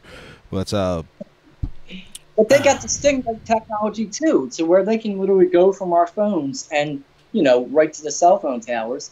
So I mean, people think that, like, look, we're not safe. They've got technology. We're talking about secret space programs and stuff, ladies and gentlemen. Mm-hmm. You think they can't see you? Think again. They know every movement. Some of the things that are coming out of the experiencers, whistleblowers, whatever you may want to call them, that are people that claim to have been involved with secret space programs. Some of the technology and things is damn scary, and some of it's awesome. It's crazy, man. But I mean, it's stuff that is like science fiction, you know what I mean? But and then you sit there and you look and you watch this university or this guy or this company releasing technology that is the basis for all these things these people are saying, like now, like after they've already said it, and you could see that. And then you think about DARPA. All right, so to me, I subscribe to the DARPA rule, which means that if there's any type of advanced technology that you're hearing about now, it's already been militarized 40 years ago by DARPA. You know what I mean? Yeah. So it lends a lot of credibility to it, and it's definitely believable to me. Obviously, no one has proven it. There's no hard evidence or facts, but to me, it's totally within the realm of possibilities. Most of the people I talk with that claim to be involved with this, they definitely believe it. You know what I mean? You could tell pretty much. I mean, you don't have to be a genius to figure out when someone's just making some bullshit up. You know what I mean? You know, Well, I don't, it's like we get the watered down version of whatever they have. You know, like if Right. they're 100, 200 years ahead of us, you know, like we have cell phones now. They got super cell phones that Yeah, don't they're- need charge. synthetic telepathy, you know? Yeah.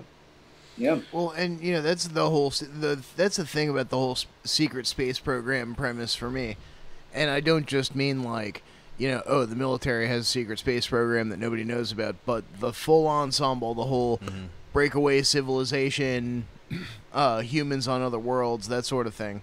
Like, I really want to believe that that's the case, and I want that to be true, even if it means that there are space Nazis. If it means that humanity really is off-world and we're a multi-planet species already, and one rock the size of Manhattan won't be the end of humanity, you know, to me that is oddly comforting. I mean, I believe that to some extent, but at the same time, I kind of feel like they're very picky with who lives and who dies. You understand? Yeah. Because we're talking about a human being or a group of humans who understand, number one, there's no such thing as death. The soul carries on. A reincarnation is real. So there's no such thing as death. And we continuously be recycled, you know, in bodies or whatever.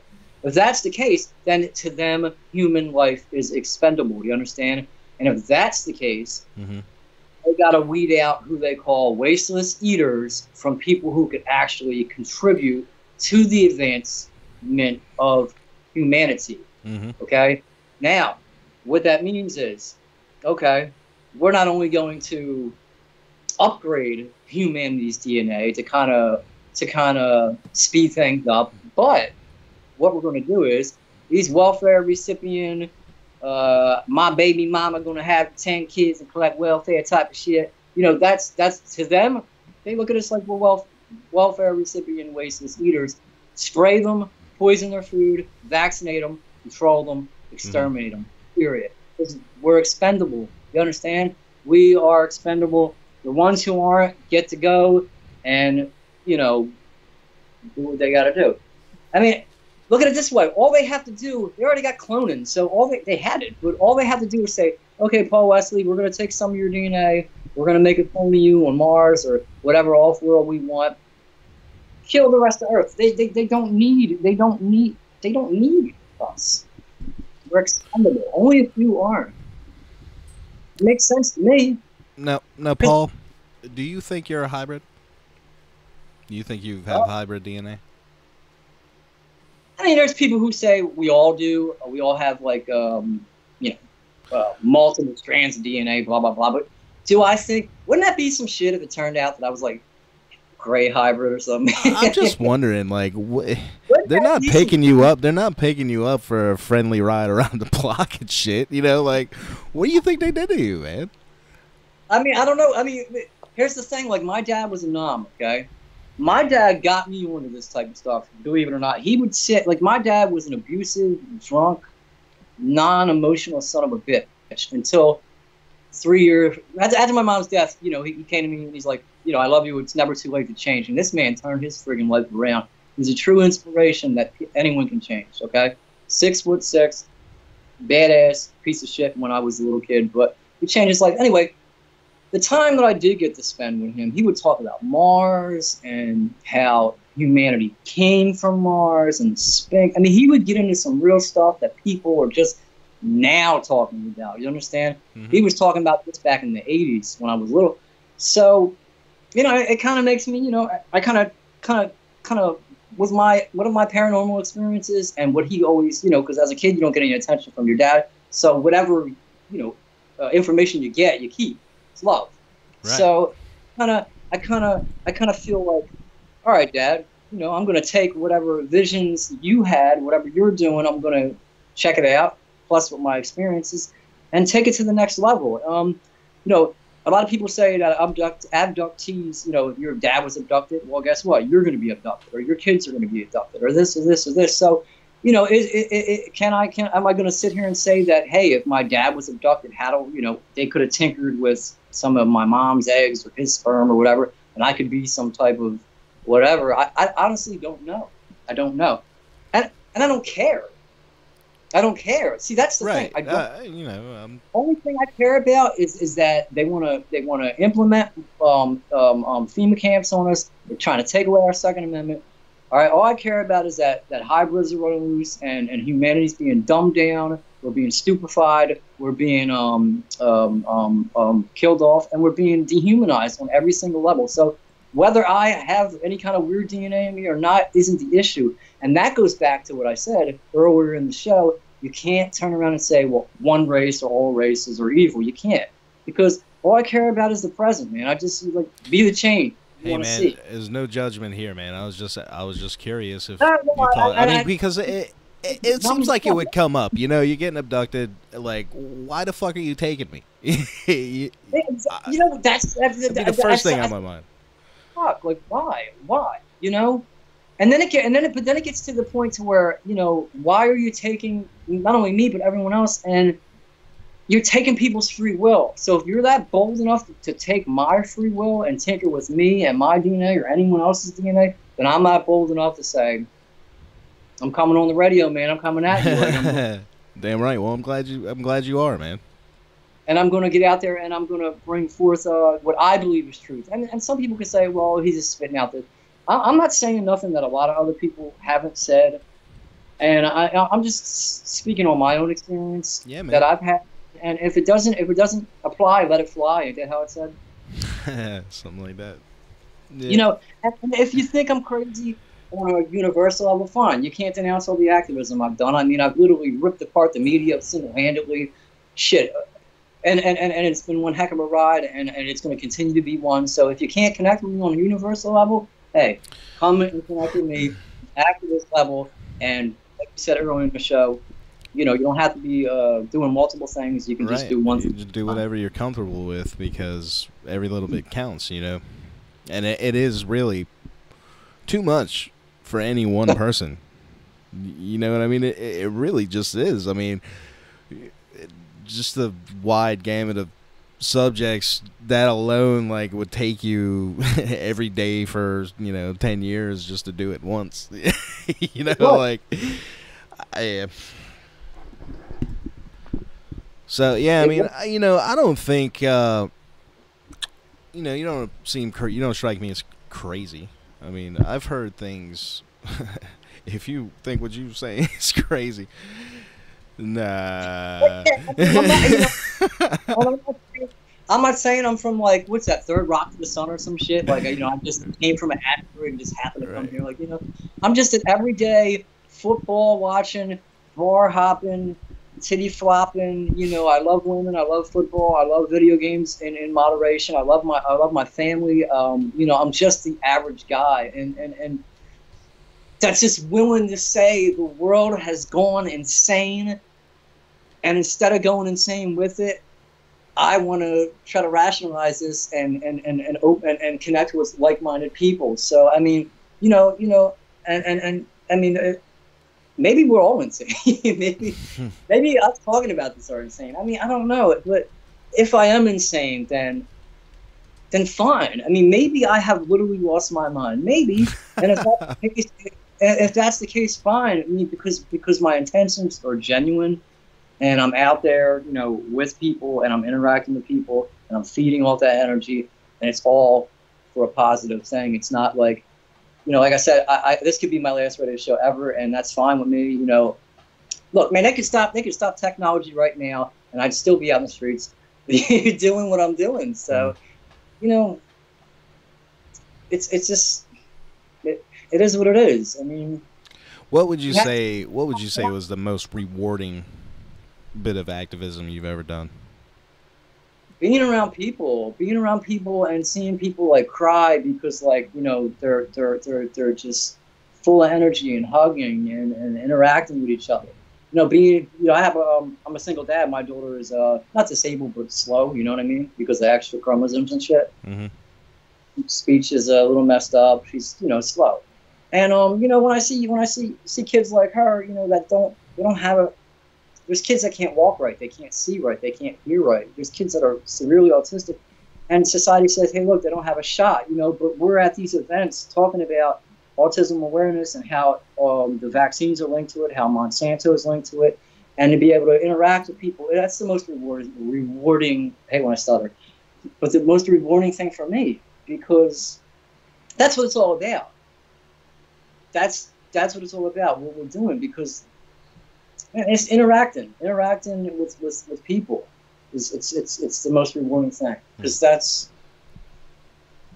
just being emotionally involved. You know, you have to. I don't know. You have to have a passion for what we do. You have to have that. If you don't enjoy what we do, then you're gonna be fucking miserable doing it. Yeah. Yeah. And you know, for me, it got to that point, at least while I was out in the street doing things. You know, it just, you know, in the heat of the moment when you're doing it and you've been doing it for so long, and it's always the same shit, you know, like we were talking about earlier, the allegory of the cave. You're gonna turn someone's world upside down, they're gonna hate you for it. So, you know, it just, I don't know. But like I said, it was always nagging at me, and this is the way I chose. This is the route I chose this time. If that's try your and call, make myself useful. And good for you, man. That you know, you're a heck of a host, and this is what you're meant to do. Where you know, doing man on the street stuff and kicking in Fox News doors. I'm a maniac. I love that type of shit. Excuse my language, but you know, and I would rather have someone hate me for who I am than love me for being a freaking fake. You know what I'm saying? Like, right. There's people, you know. Oh, well, you're a kook. Chemtrails. Oh yeah, you're a kook. I'm gonna get my. And I've done live videos where I'm confronting pharmacists like, yo, tell me what's in the flu shot before you give it to me. They can't. I've got multiple videos doing that. There's nothing I haven't covered, nothing I haven't done, and that's the thing. Like, I would rather be hated than be loved for just, you know, being what people consider normal. I don't want to be normal. Being normal is boring. And I mean, does it get rough? Sure, it gets rough. Do people spit on you? Sure, they do. Does it suck when you go to a protest and only 20 people show up? Sure, it does. It sucks. But at the same time, if I can reach 20 people, then they can go home and you know, make their own stickers and flyers and reach another 20 and reach another 20. Mm-hmm. So, you know, you gotta look at. There's so many ways to look at it. I mean, yeah, I mean, I'm not trying to discourage anyone from doing what they want to do. It's just not. It's not for me anymore, man. I'm done with that aspect of it.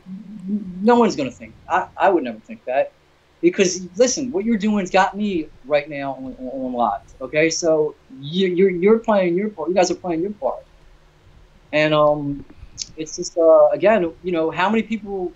For the viewers who are going to watch this or watching it, and you guys also, how many people do we know that just like 25 years old dying of cancer? How many people do we know that, you know, get hit by a car or shot or some weird stuff? And you're like, wow, I can't believe, like, I've known this person. You know, you guys have friends that you know and are just gone. Yet here we are spreading knowledge, spreading truth, bringing awareness. And when I see that type of stuff, I'm just like, wow, Paul, any day, dude, your number could be called any friggin' day. So you gotta put forth 100%. You have to. Speaking of calling that number is 757-528-8130 if you want to get in on the conversation. Ask a question to Paul, make a comment, let us know about your abduction scenario. Hey, whatever you want to do. Hey, it's a free country, right? Sorta, Right. maybe. Islands. I'm sure you're familiar with that. Well, how do you feel about that? Do you think that comes from chemtrails? I think it does. I think it's a possibility. I can't say 100%, but I think it's a possibility. I think it's some nasty stuff, man. I've seen that. I'm just like, wow, man, that's some nasty stuff that we're going. He was saying that was related to the nanotech that they're spraying. It's again, it's a possibility. I think nanotech is a strong possibility of being sprayed. Now, whether or not it's controlled by an AI and being used for mind control is another question. But it doesn't matter anyway, because the main concern is why it's being. Who cares who's spraying it? It shouldn't be sprayed. You know what I'm saying? right. You know, and that's the thing. It's blocking out the sun, because that's what they're doing. They're blocking out the sun, number one, and they're engineering the planet. So who are they engineering the planet for? It's not for our benefit. Because people ain't benefiting for it. You know, so it really doesn't matter who's spraying or why they're spraying, or as the saying goes, what in the world are they spraying? You know. Well, man, I would like to politely disagree with that, because I think they need to be held accountable for what they're doing. I mean, they're killing us, right? Well, sure, dude. Well, But I think they deserve to be held accountable. You know, I'm not going to say I know what their punishment, or I'm not going to, you know what I mean? That's beyond me. But I feel like if, you know, I try to kill a bunch of people, I'm probably going to be punished and held accountable. You know what I mean? Like, I get a question. I'd for certainly you, hope so. I get a question for both of you. You ready? Okay. The mainstream media, Fox, CNN, you know, all the bullshit, mainstream media.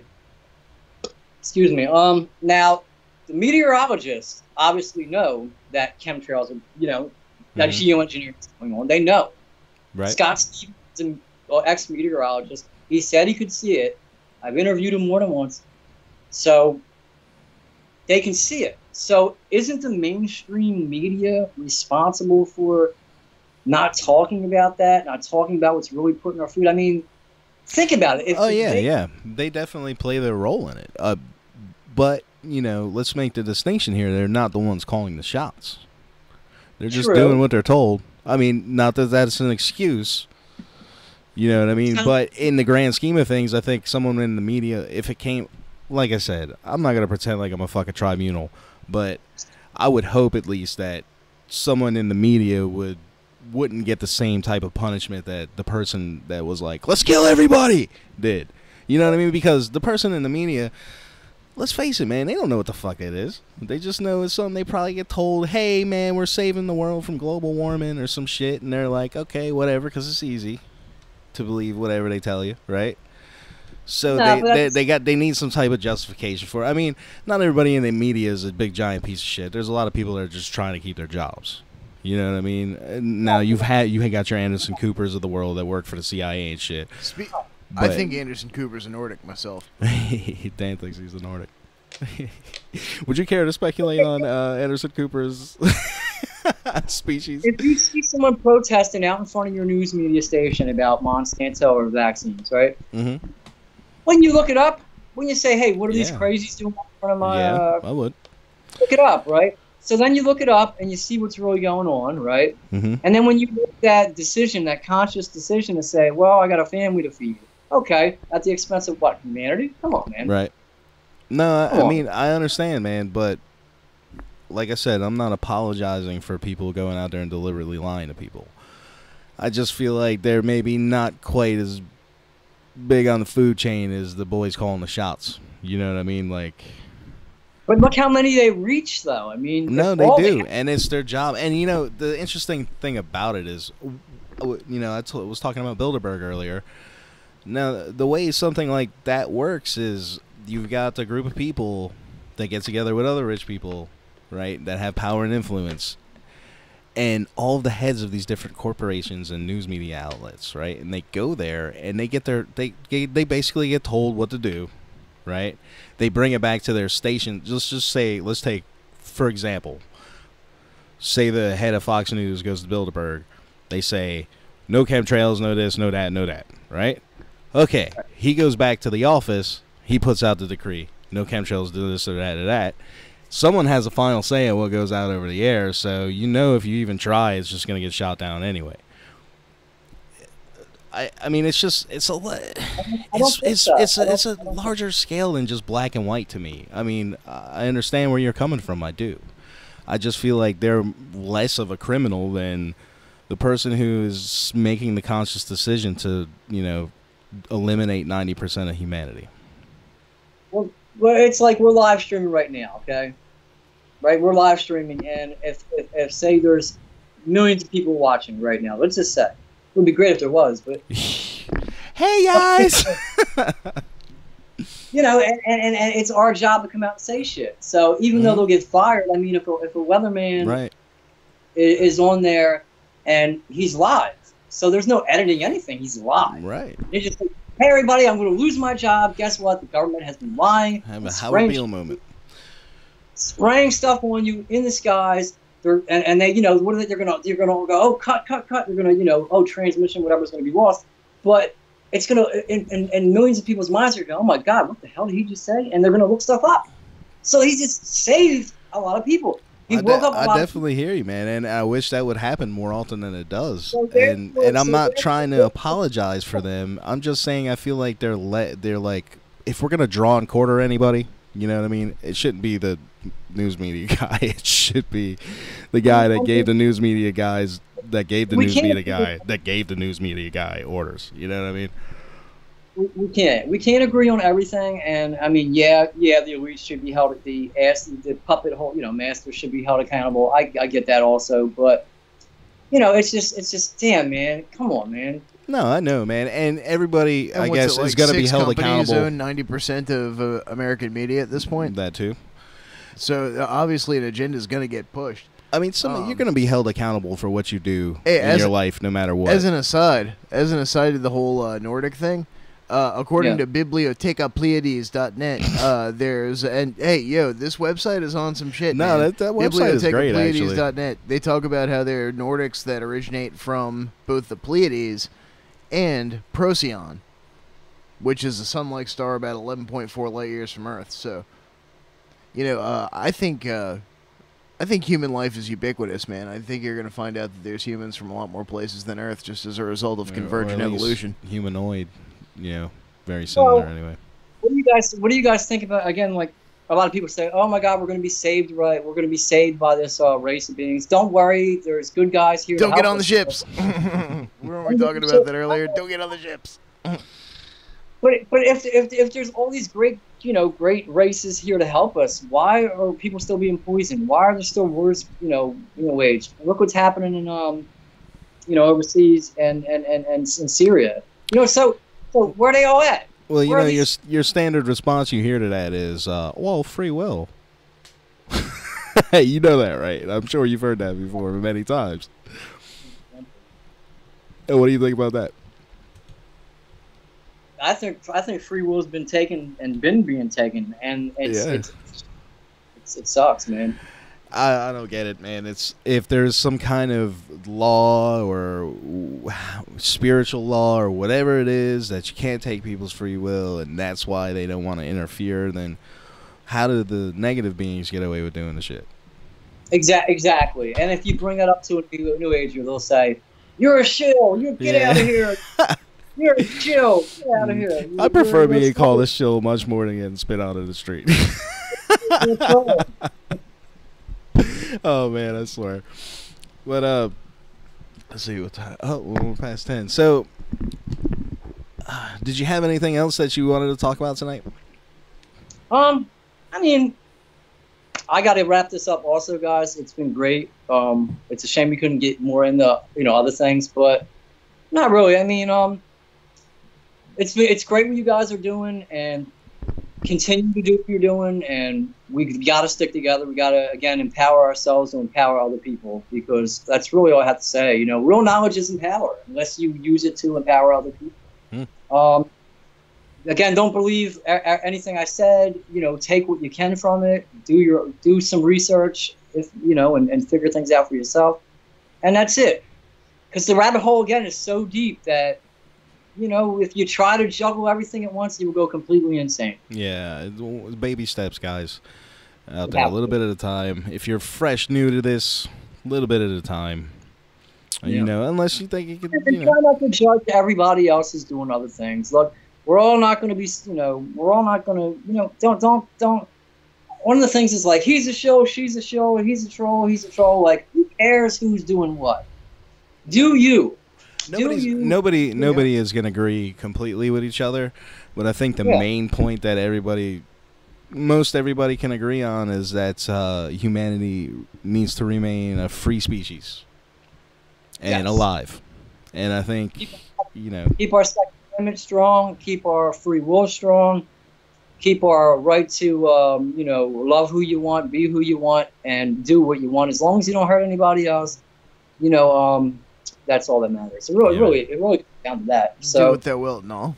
and if you see injustice happening, don't just, turn on your friggin' PS4 and say, I'm going to ignore it. Stand idly by. there's something you can As do, so guys. many do. Hey, look, you could write something on a dollar bill, and somewhere down the line, that is going to affect someone. Every time I Sure. go out to eat, I tip cash because they tax credit card tips. They can't really directly cash or tax cash tips. And I, even if I pay on a card for the tip field, I just write cash. Taxation is theft. Yeah. And it really is. Taxation is theft. A lot of people don't want to even acknowledge that or fight against that. You tell them that taxation is theft, they're like, okay, well, even if it is theft, I'm not going to risk my comfort zone and my family to engage in that.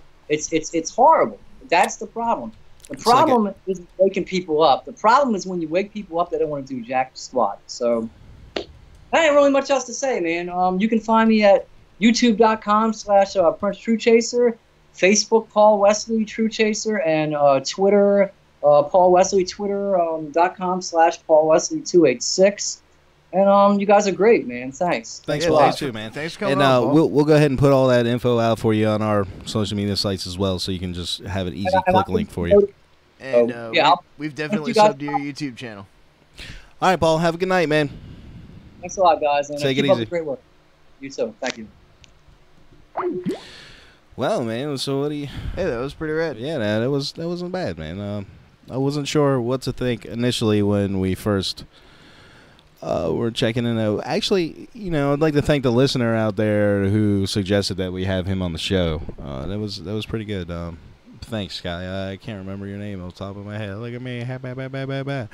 So, one last time, we're going to open up them phone lines, see if you want to call in. Maybe you want to make a comment about what was just said, something of that nature.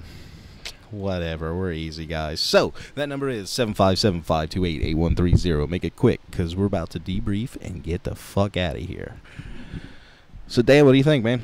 Well, I would definitely, love to meet a species of feline alien. I think that'd be pretty cool. It would be pretty dope, man. I Especially if there was a chance that I might be able to buy some skooma. think. Dude, do you think they got, like, giant flea collars? You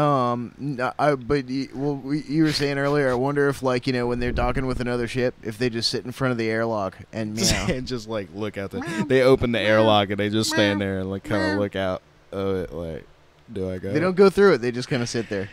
Oh, shit, guys. Well, that wraps it up for this week's edition of Reality Brief. We will see you next week. Next week, we've got a super special treat. I'm looking forward to this so much. We'll be talking to Tomas Alvin, the founder of the Secret Space Program group on Facebook that you've heard so much about on the show. And he's going to be telling us about what he remembers with his service in Dark Fleet. And here's the twist. It wasn't a German faction. Yeah, it turns It out the was a- Germans weren't the only Axis power to establish a secret space program. It's part of Dark Fleet. So now, if you think about it, it kind of makes sense. The Axis powers having their own splinters of Dark Fleet. So Thomas claims to have served in the Japanese faction. And it's pretty damn interesting. You thought Unit 731 was bad. Wait until you hear about the... Plus, he essentially was a mechanic on the ship during his service, so he's got all kinds of inside tips on technology and stuff that we're going to be talking about. So it's going to be great. We'll see you guys next week on Reality Brief.